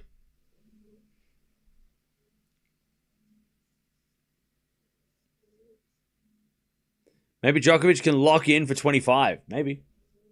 I think Djokovic needed to be in the top half of the draw, though, personally. I don't know if the Sinner match, man. I know Sinner was whatever yesterday, but something tells me Sinner's not going to be like that anymore. Remember the last year when Sinner was like that and then he wasn't?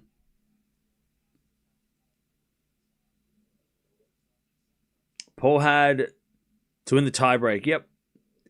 Tommy's a great player, but Alcaraz are just out of this world. Yeah. You know, he had to get that first set, Paul. Just to annoy Alcaraz, right? And look, Alcaraz still might have come back. He has before. But just to give Alcaraz, just to annoy Alcaraz. Because then Alcaraz might have got pissed off and then started playing silly. We've seen that. Rarely in the last 12 months, but so far in his career, there's times where he'll lose a set, close set, and then get really angry with himself. But he has no reason to be angry. He's up a set in a break now. So, it's funny because it's always that. I mean, we're at the point now with Alcaraz where it's like, well, if you do this, you might get a reaction, but it's not a guarantee. Just like Sinner, right? It's like, well, if you play him in the hot weather, you might get him on a bad day, but maybe it's not like a sure thing. Like, you might get Alcaraz angry, but then also you might not, or you might win. You might get him angry, but he still might win.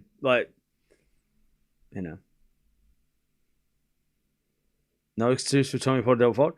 The double fault in the tiebreak, I mean, I don't really care about that. I mean, he was winning the set before that. But we knew that when he was up 4-2, Alcaraz was hunting him down anyway. Drop shot, Paul. Alcaraz drop shot, return. Paul with a lob. Alcaraz with a smash. Paul in the net. Oh, Paul almost made that look crazy. And Alcaraz shakes his fist. 15-love. Tien has improved his serve. His first serve looks like Sinner's second serve. Cool. Remember last year, he struggled against Runa and then crushed everyone. Exactly. It might have been a wake-up call yesterday for Sinner. Which is not good for everybody else. All right, Alcaraz shakes the fist.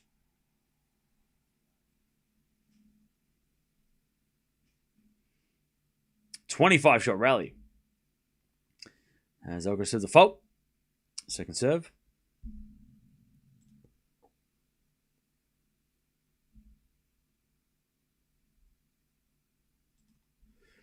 As the return goes forehand of Alcaraz. Forehand from Paul. Into the net. 30-love.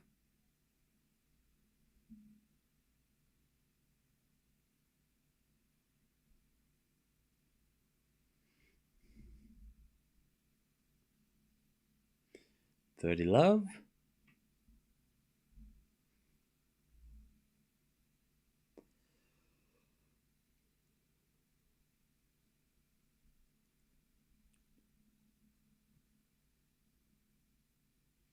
Drop shot from Paul is good. Alcaraz gets with the pass, but Paul volleys it away. Good rally, 30-15.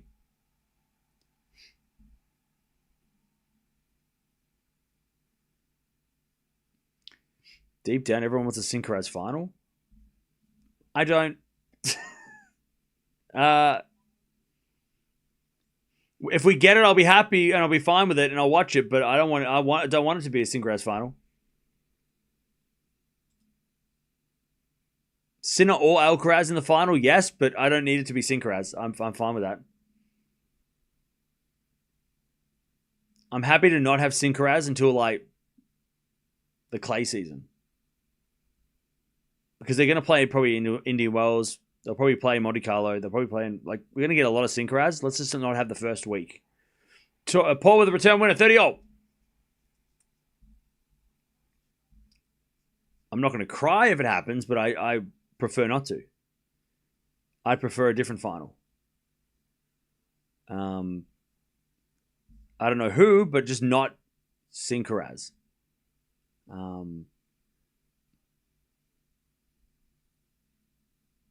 Yeah, just because it means that one of them lost, and that's an upset, and I love that. Back in return, into the front of Alcaraz. Flying from Paul down the line of the backhand of Alcaraz to the backhand of Paul, sliced. Into the front of Alcaraz, Paul can't get it. Alcaraz 40-30. Djokovic, Alcaraz, Shelton or Djokovic. Yeah, I don't know what final I want, but I don't want Alcaraz. Hey, Azza! Thank you for the 5 gifted. Appreciate it. 40-30. As the return goes into the forehand of Alcaraz and he puts it away. 4-2. Look, I'd be fine with a Sinner Medvedev or a Djokovic Alcaraz. If we're not going to have a Sincaraz, I'd be fine with those. Zverev versus Sinner. I mean, the rematch of last year. Okay, I guess. But Medvedev Sinner in the final, I feel like could be good. I feel like Djokovic Alcaraz in the final could be really good too.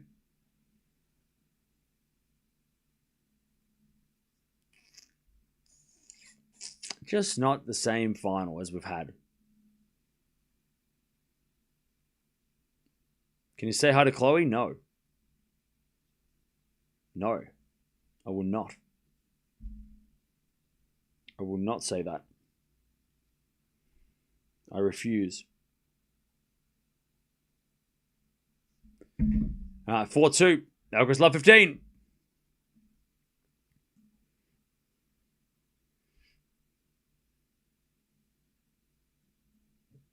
Love 15.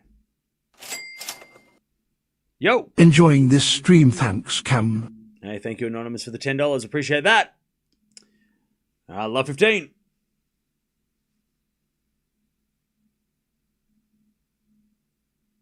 As we default second serve.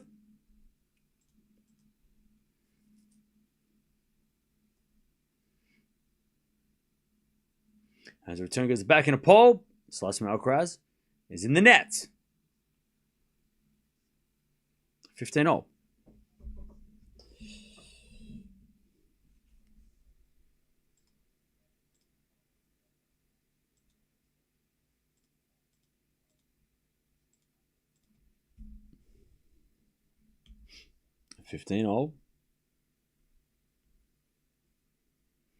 As the return goes in the net by Carlos, 30-15.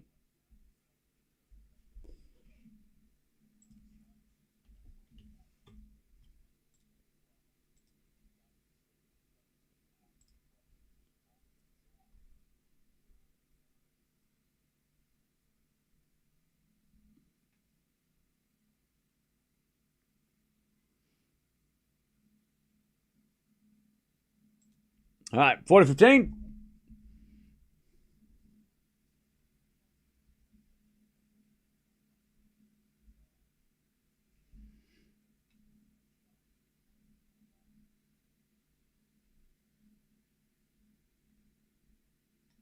As the return goes out by Alcaraz, 4-3. Alcaraz with a set and a break.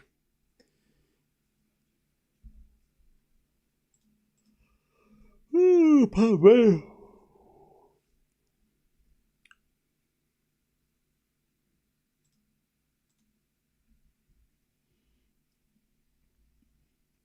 All right, set and a break.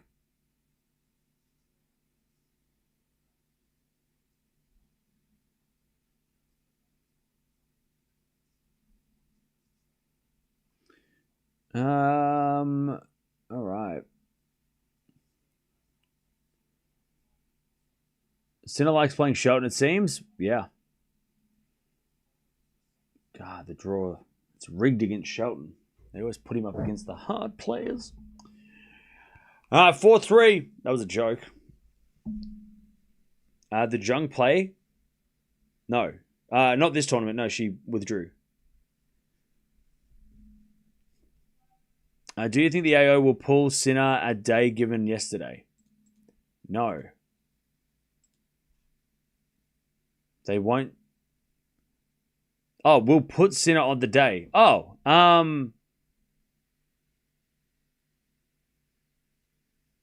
don't know. I don't know. What are the options? Sinner Didiri is not going to be Rod Laver Arena at night. So, yeah, Sinner Didiri is during the day. Nobody wants to watch Sinner Didiri at Rod Laver Arena on a Monday night. It's going to be Djokovic at Benchik at night because that's a more interesting match. Unless Djokovic goes, you know what, I want to play during the day because there's fireworks at night. So maybe Djokovic doesn't want to be distracted tomorrow in mid-match and he might play during the day. But also, Benchik has a big serve, so maybe Djokovic wants to play at night because it's cooler and it'll be a little slower. really it comes down to what Djokovic wants, right? He's the 10-time champion. He decides. But if I was a scheduler, I wouldn't put Dadiri and Sinner at night. That's not a blockbuster night session, right? Dadiri Sinner is a day session Rod Laver match. It's not a blockbuster night session. That's Menchik Djokovic's.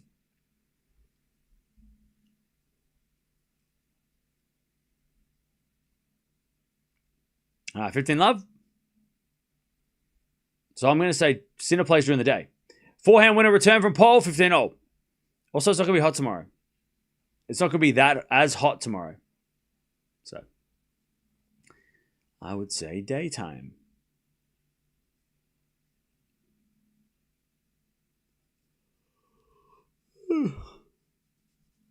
Why fireworks?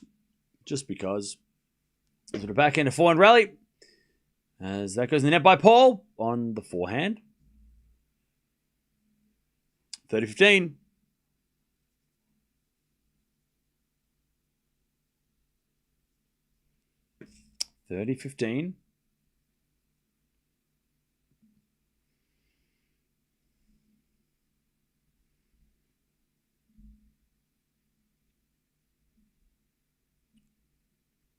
As a default, second serve.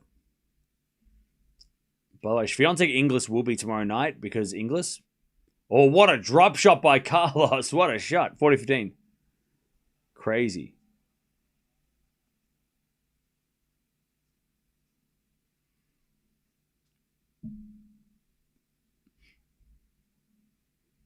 Nolo would take the cooler conditions probably, yeah. And I think against Menchik, it's probably a better choice for Nole. You don't want to play on a warm, because tomorrow's going to be warm. It's not going to be cold tomorrow. It's going to be warm. You don't want to play Menchik with that serve on a warm day, I don't think. I don't think Djokovic wants to risk that. You'd want to play Menchik on a cool evening where maybe the conditions are slightly slower so that he can handle the serve and the game as best as he can. That's what I would think. If Djokovic has his choice, he would definitely pick night. Also, Sinner probably doesn't have a preference, right? I don't think Sinner's like, I want to play at night because I don't like the sun. I think he'll play Dadiri day, night, or on the moon. So I don't think he's bothered. I don't think he'll be precious about when he has to play.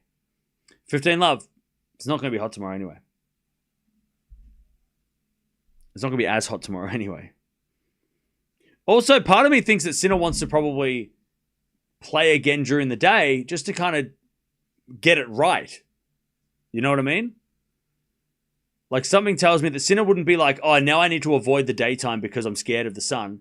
I think Sinner would be like, you know what? I want to go out there and prove that yesterday was a one-off, was a fluke, right? And that I'm okay. I don't think Sinner's going to be afraid of that. I don't think he's going to avoid the sun, right? He seems like the type of guy to go, you know what? I'm going to go out there and I'm going to win in these conditions during the day. Not as hot, but in the day. Just to kind of go, yeah, I can do that. Let's play the quarterfinals, right? 15-0. Alcaraz looking for a 2-sets-to-love lead. Change the channel name. What? To what? Give me a suggestion. 30-15.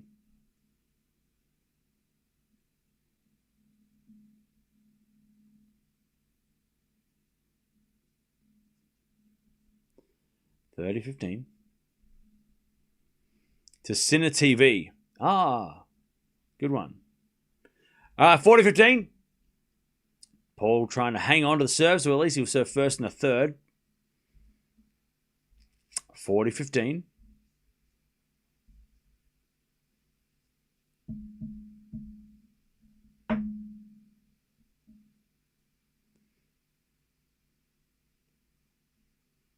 As Paul serves a fault.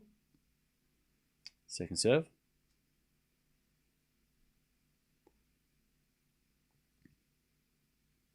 Serve and volley from Paul. As Alcaraz hits the backhand to Paul, and Paul puts it away. All right. Alcaraz going to serve for the set. All right.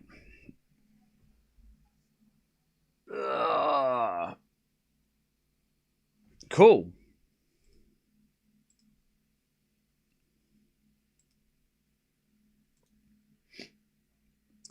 I really want Medvedev versus Alcaraz match. Me too. I really want that match too. Please, tennis gods, give us that match. Please, please, please. We need that match. Cam Williams with tennis talk. It kind of makes sense. All right, how are we doing, chat? Where are we watching from? Let me know in the chat. Where are we watching from? I'm in Melbourne, Australia. Also, the weather seems to have gotten nicer. The smoke seems to have lifted, which is good, because it was very smoky this morning. The air quality has improved, which is great. We've got Los Angeles, we've got Florida, Colorado, Canada, India, California, Poland, Pennsylvania, Vancouver, Boston, Ireland, Uganda, Houston, Ethiopia, South Africa. We've got Philippines, New Jersey, Florida. We're watching Medvedev later. New York.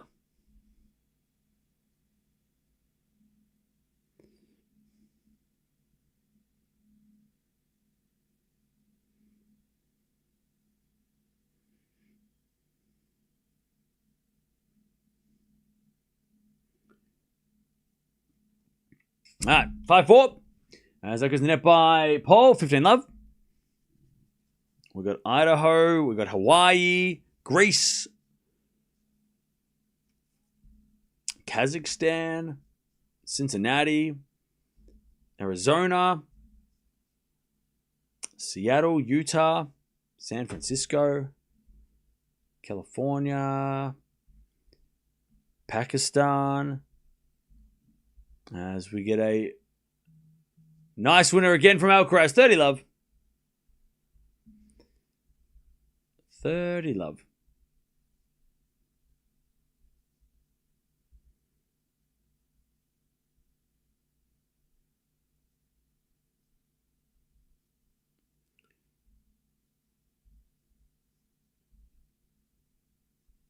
Alcaraz serves again.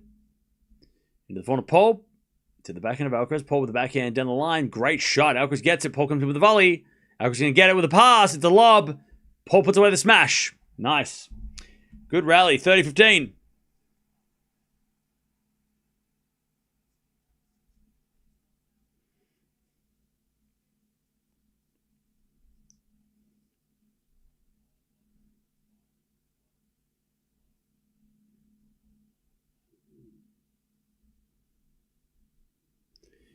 Okay.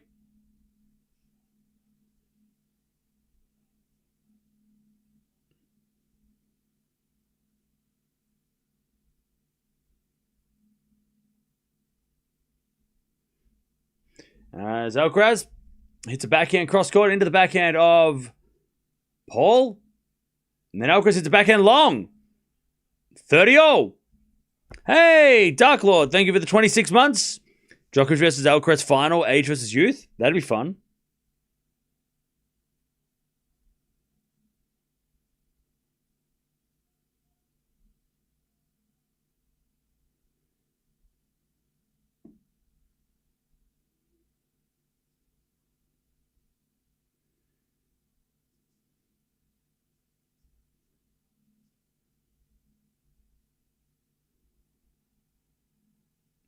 All right, nice serve, Alcaraz, 40-30.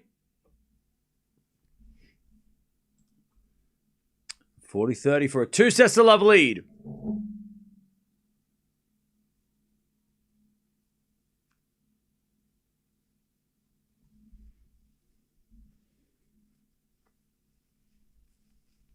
Serve.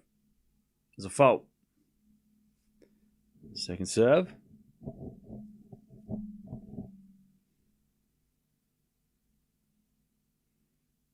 Serving the backhand of Paul. Forehand from Alcaraz. The forehand of Paul is Alcaraz forehand cross court. To the forehand of Paul. Paul hits it out. 2-set-to-love Alcaraz.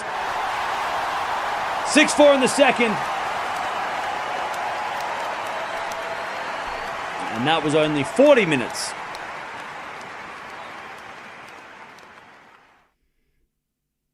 Okay.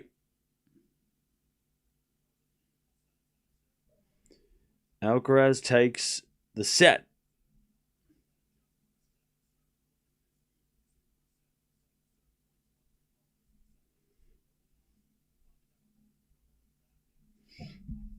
Cool. Cool. How many months AO is before the French? The French is in like 4 months, like May. Australian Open is in the middle of nowhere. I mean, literally, but also in the calendar, it's like it's in the middle. Like US Open's in September, French Open's in May, and Australian Open's stuck in the middle. It's the only thing between Slam, and then we got like French Open, Wimbledon, US Open, and then nothing, and then Australia, and then nothing. That's why India and Wales and Miami kind of fill the gap for the time. That's why when we get to India and Wales, it feels like it does feel like we're watching a Grand Slam because it's been such a long time since the last big event, right? So apparently Coco's starting soon? Maybe? Not sure. Tommy set 3 possible? I mean, he was competitive in that set. He wasn't totally outplayed. There was just the one break, I think. So just an early break for Alcaraz and Paul couldn't get it back.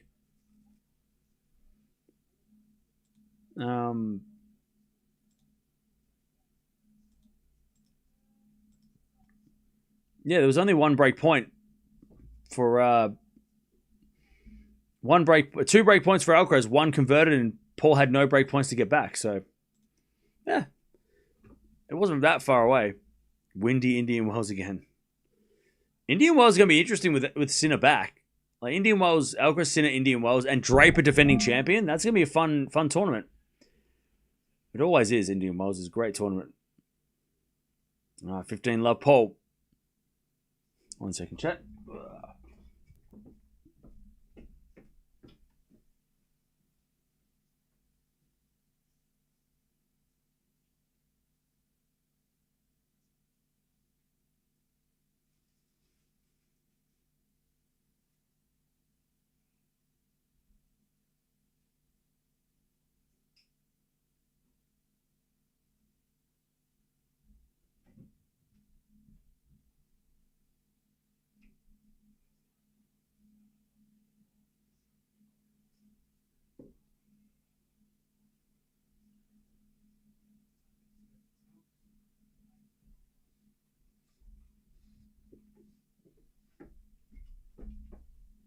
Sorry about that.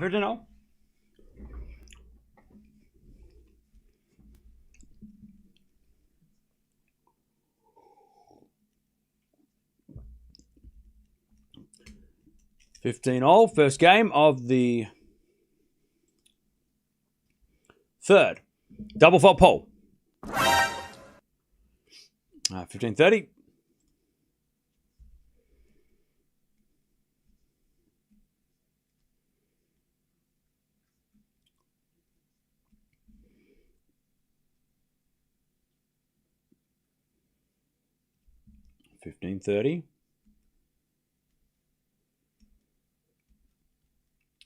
As Paul serves a fault. Second serve. By the way, schedule that for tomorrow.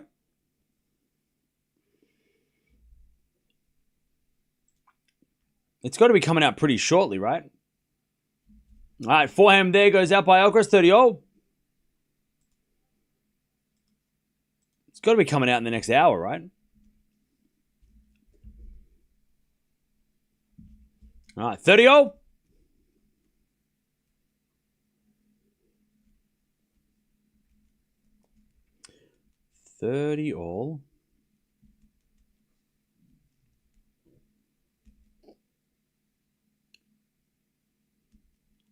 As return goes out by Alcaraz 40-30. Also, Coco starting up in about 20-ish minutes, so we'll get to Coco as well, who's taking on Mukova.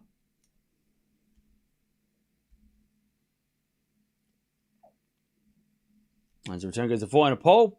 Alcaraz slice into the forehand of Pole. As Alcaraz backhand to the slice of Pole. Alcaraz backhand again. Pole goes in the forehand of Alcaraz to the forehand of Pole. Into that Alcaraz forehand. Pole with a backhand cross court. Alcaraz gets it back. Into the slice of Pole. Alcaraz forehand again to the backhand of Pole. As Alcaraz hits the slice down the line. As Pole forehand to the backhand of Alcaraz. Pole with a forehand again. Alcaraz backhand goes down the line and long. And it's 1-love Pole in the third. It feels like the Coco match might... well, if you go off there head-to-head, it's probably going to go pretty quick, but we'll see. So Medvedev Tien's probably going to crash into Bublik versus Demonor, which really sucks, but whatever. We'll deal with it. Today is a bit of a crazy day.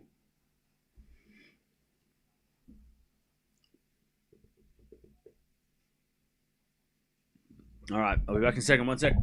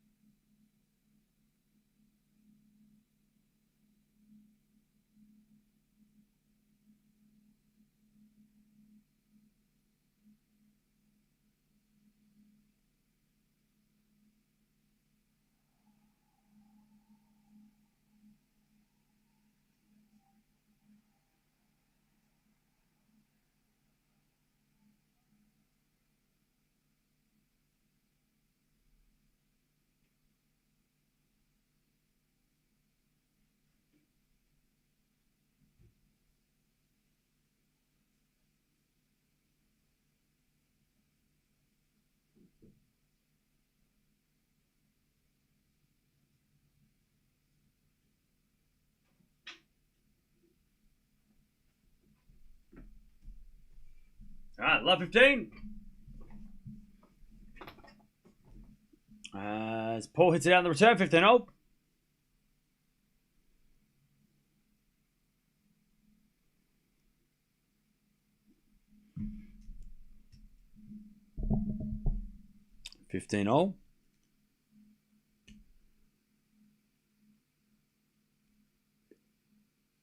And we get another fault, second serve.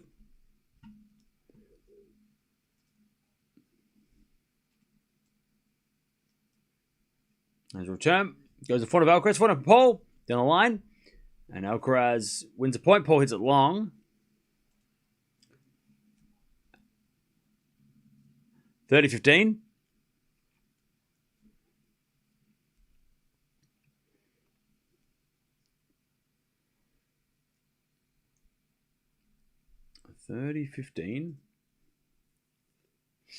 Serve to the front of Paul. Return goes to the front of Alcaraz. He goes down the line for a winner. 40-15. He's very healthy and strong. I think so. I mean, I haven't watched every match he's played, but I think he's all right.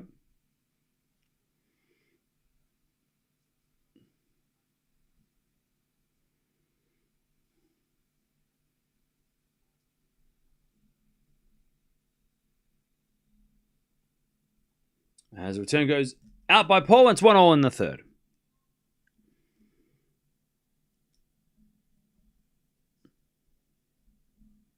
One game old.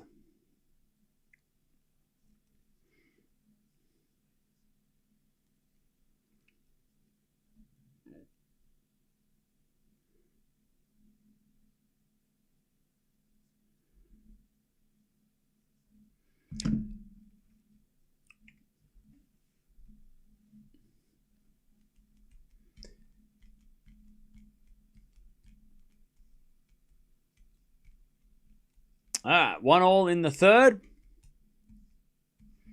We've got Gauff coming up soon. And we've got Medvedev versus Tien as well.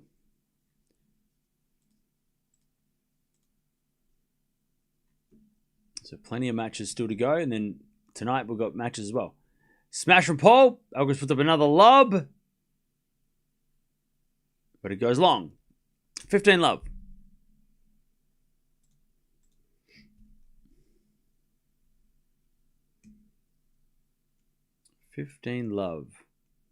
Carlos might have to play Nole in semis. Sinner advantage.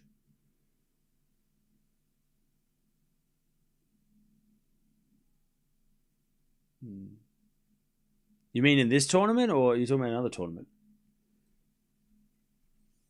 Serving the backhand of Alcaraz. Backhand from Paul in the stretch. And then Alcaraz goes cross court. Paul gets it back. Alcaraz down the line. Paul with the backhand slice. Alcaraz volley is too good. 15-0.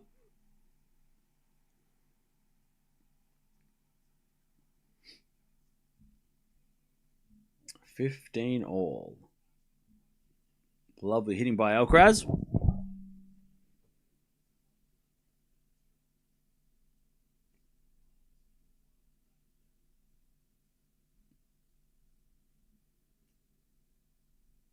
All right, Paul serves again.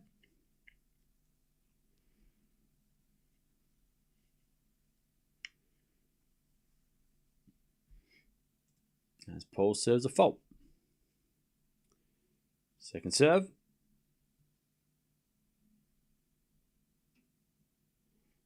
Double fault. 15-30.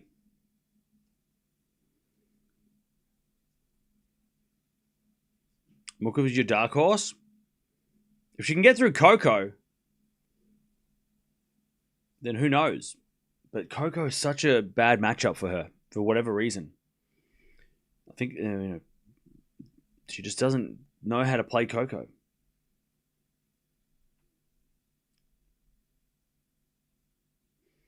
Ah, 15-30. As the backhand return goes into the backhand of Paul. Alcaraz back into the backhand of Paul. As Alcaraz slice backhand again. Into the forehand of Paul. And Paul hits it out. 15-40. Alcaraz should get the break here in the third. Pegula's my dark horse. Top three have all looked a bit vulnerable. Yeah, no one's talking about Pegula. No one ever does. And it's almost hilarious at this point because we start talking about it when we get to this stage and we're like, oh wait, hang on, Pegula's still playing. Okay, I guess we gotta see what she can do. Like, it's just weird how we always get to this stage. Happens every tournament. We talk about everybody else and then we go, oh wait, Pegula's playing. Maybe that's good for her though, that no one's paying attention. All right, 30-40. Break point for Alcaraz.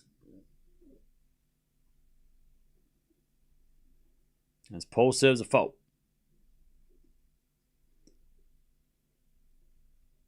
Second serve.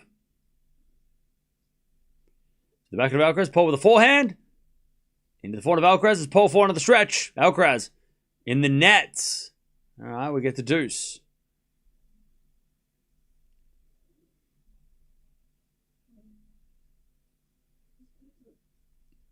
We get the deuce.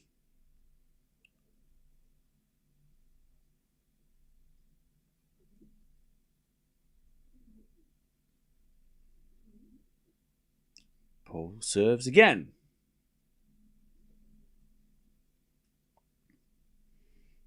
Out wide.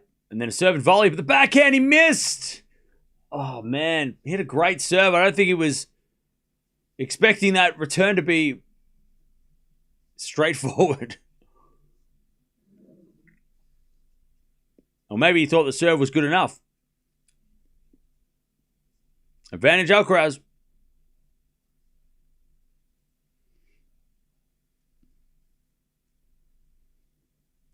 Paul serves the front of Alcaraz. Return goes out. Back to deuce.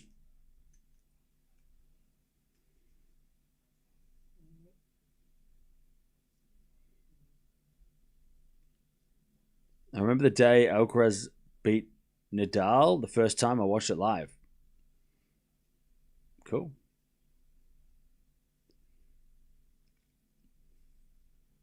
Okay. As Alcaraz returns a short, Paul puts it away. Advantage Paul.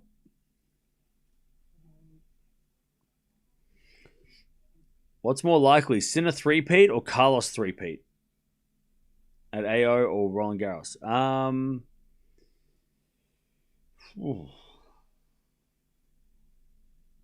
Both. Advantage Paul. As the return goes in forehand on Paul. Alcaraz forehand pass. Paul volleys it away. Alcaraz gets it though. Then Paul puts away the smash. No, he doesn't. Alcaraz gets that too. But it goes out. All right, 2-1 Paul.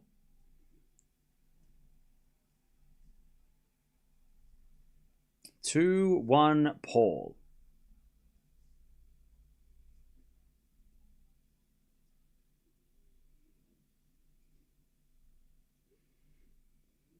Both would be fun. Yeah.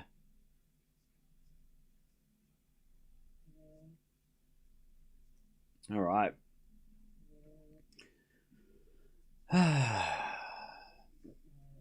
Coco and Booker are about to hit the court. Woo.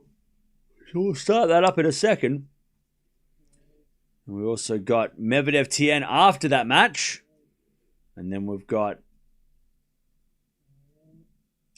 the night match with Demonor Bublik. We've got Zverev playing over against Cerundolo as well at some stage. They might actually be coming on. Oh, no, they're coming on in an hour. They're playing in an hour. And then Svitolina Andreeva to end the day. Tomorrow is not as crazy of a day, but the schedule might still be crazy. So we just got to wait and see.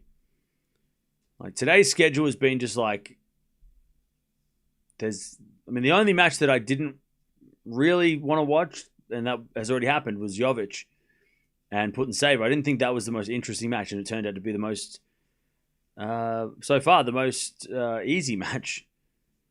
Whereas tomorrow, there's a couple of matches that feel a little bit like they could be one-sided. Return goes in, and Alcaraz puts it away. 15 love. Who got Medi versus Tien? Medi in 5. Medvedev in 5.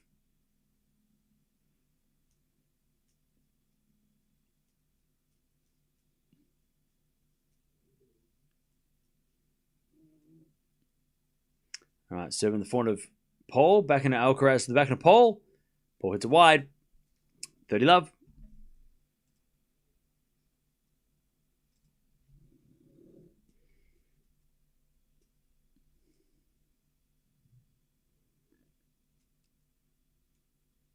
Love.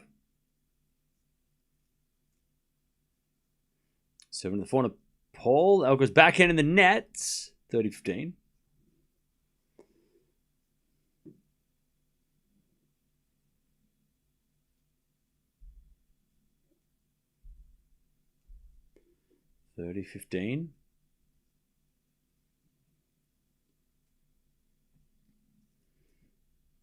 Serve again. And it's Paul in the net in the return. 40-15.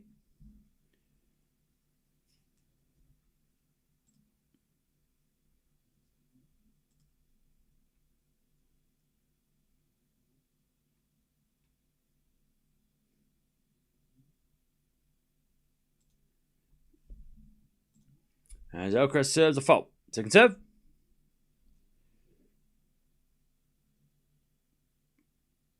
Will Bublik push through Demonor easily?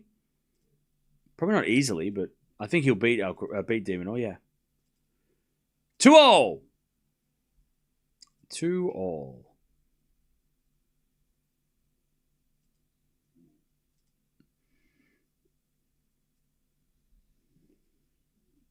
I don't think Alcaraz has faced the break points since the first set. This slam is on Cam's side, but he's yawning. More than other slams. Maybe a coffee. You know what wake me up? A big fat donation. I'm just kidding. $300. 2-all. Now this match has just kind of stopped. I'm just sort of thinking, well, Alcaraz going to win, right? If it was 1-all, definitely being a bit more of an excited, situation. But it's a little bit, just a little bit of a lull in the match at the moment. I could go a burrito. I'm starving. Burrito sounds good, lovely, actually. If I can get out of the house and go down the street, I might get one. I forgot to get them yesterday when I went to the shop. Backhand rally. As Alcaraz goes to front of Paul. Alcaraz forehand into that forehand of Paul. Alcaraz runs around the backhand, hits another forehand. Paul gets it. Alcaraz forehand again. Down the line, goes wide, and it's 30-love Paul. 30-love.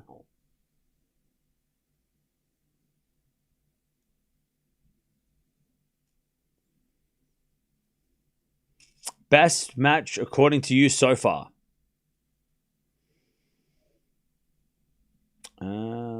Best match according to me so far.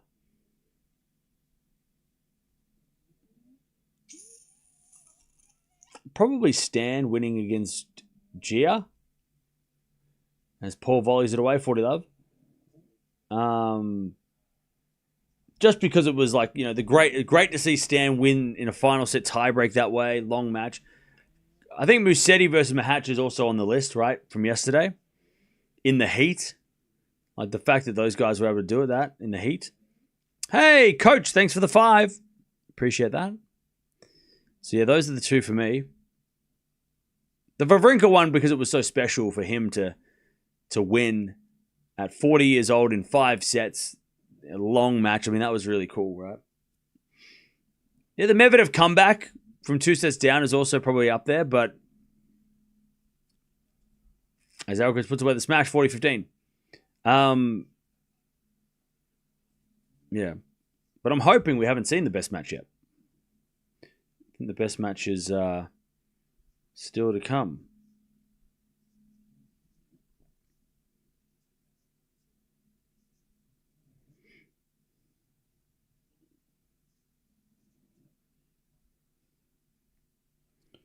All right.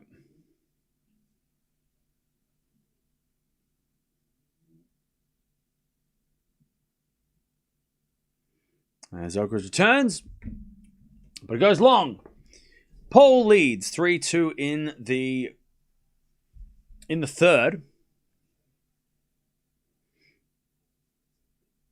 All right.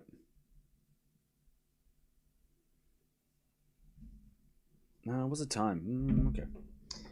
All right. Carlos disguised drop shot is world class. Hell yeah.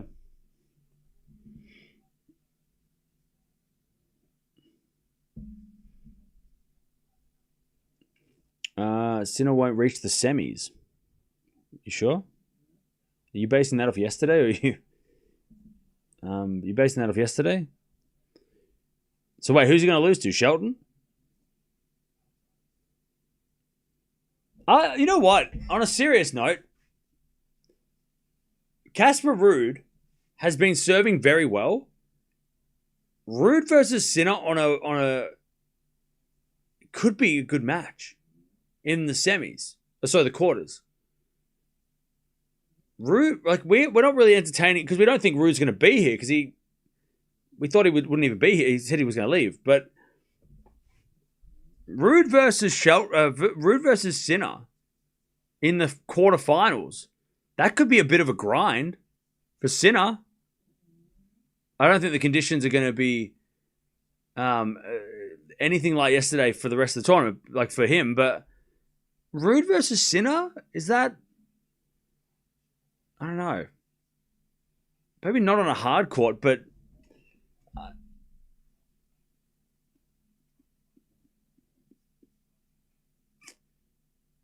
you would think that Shelton with his serve would be more effective, but I feel like the grind, if Sinner if you're thinking, well, the only way to beat Sinner is like physically try and drag him down, Ruud's got a better chance of doing that, right? Of outlasting Sinner, right? If he can somehow hit with Sinner, right? That's the hard part. You got to rally. Whereas Shelton will, that match will be fast, so that'll be good for that'll be good for Sinner, because then Sinner doesn't have to worry about playing the long rallies and stuff. No, 15 love.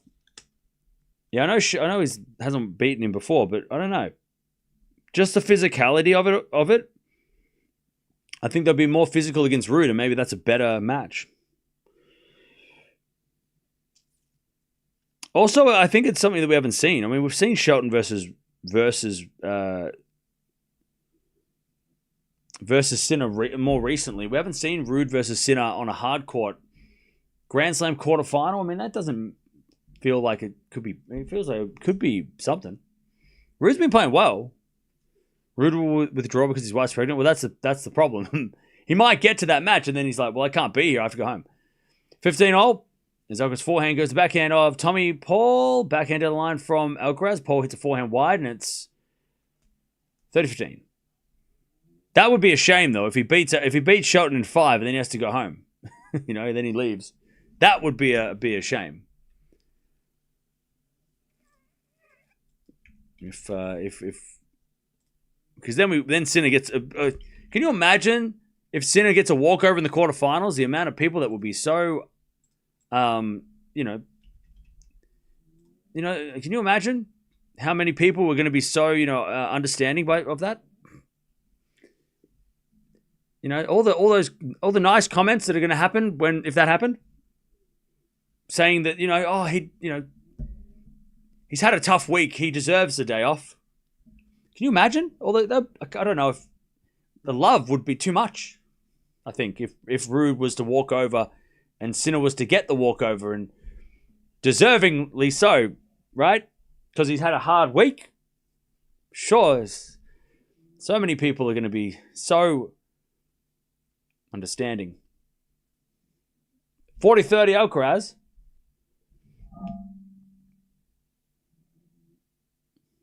I don't know if I could handle it. As with a serve to the forehand of Paul. Forehand from Alcaraz. The back of Paul. As Alcaraz with the forehand cross court. Paul hits it out.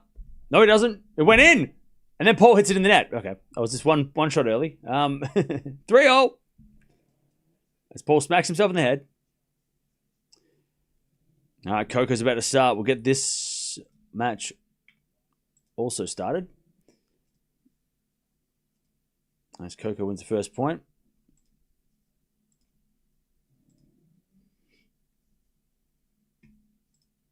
Mukova versus Gauff. 3-0. Paul serving.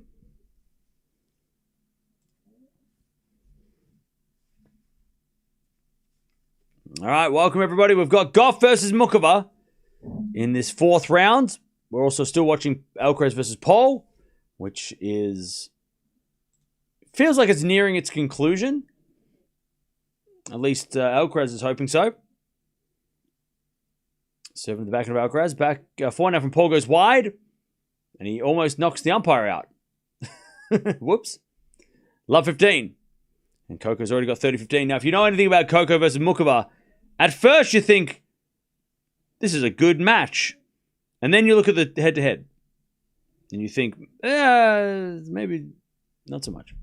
Hopefully, Mukova has figured out something so it's competitive. Love 15. Here, Paul serves. A fault. Second serve.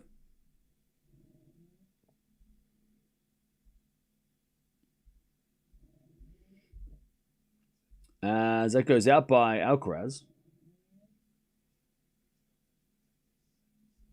15-0.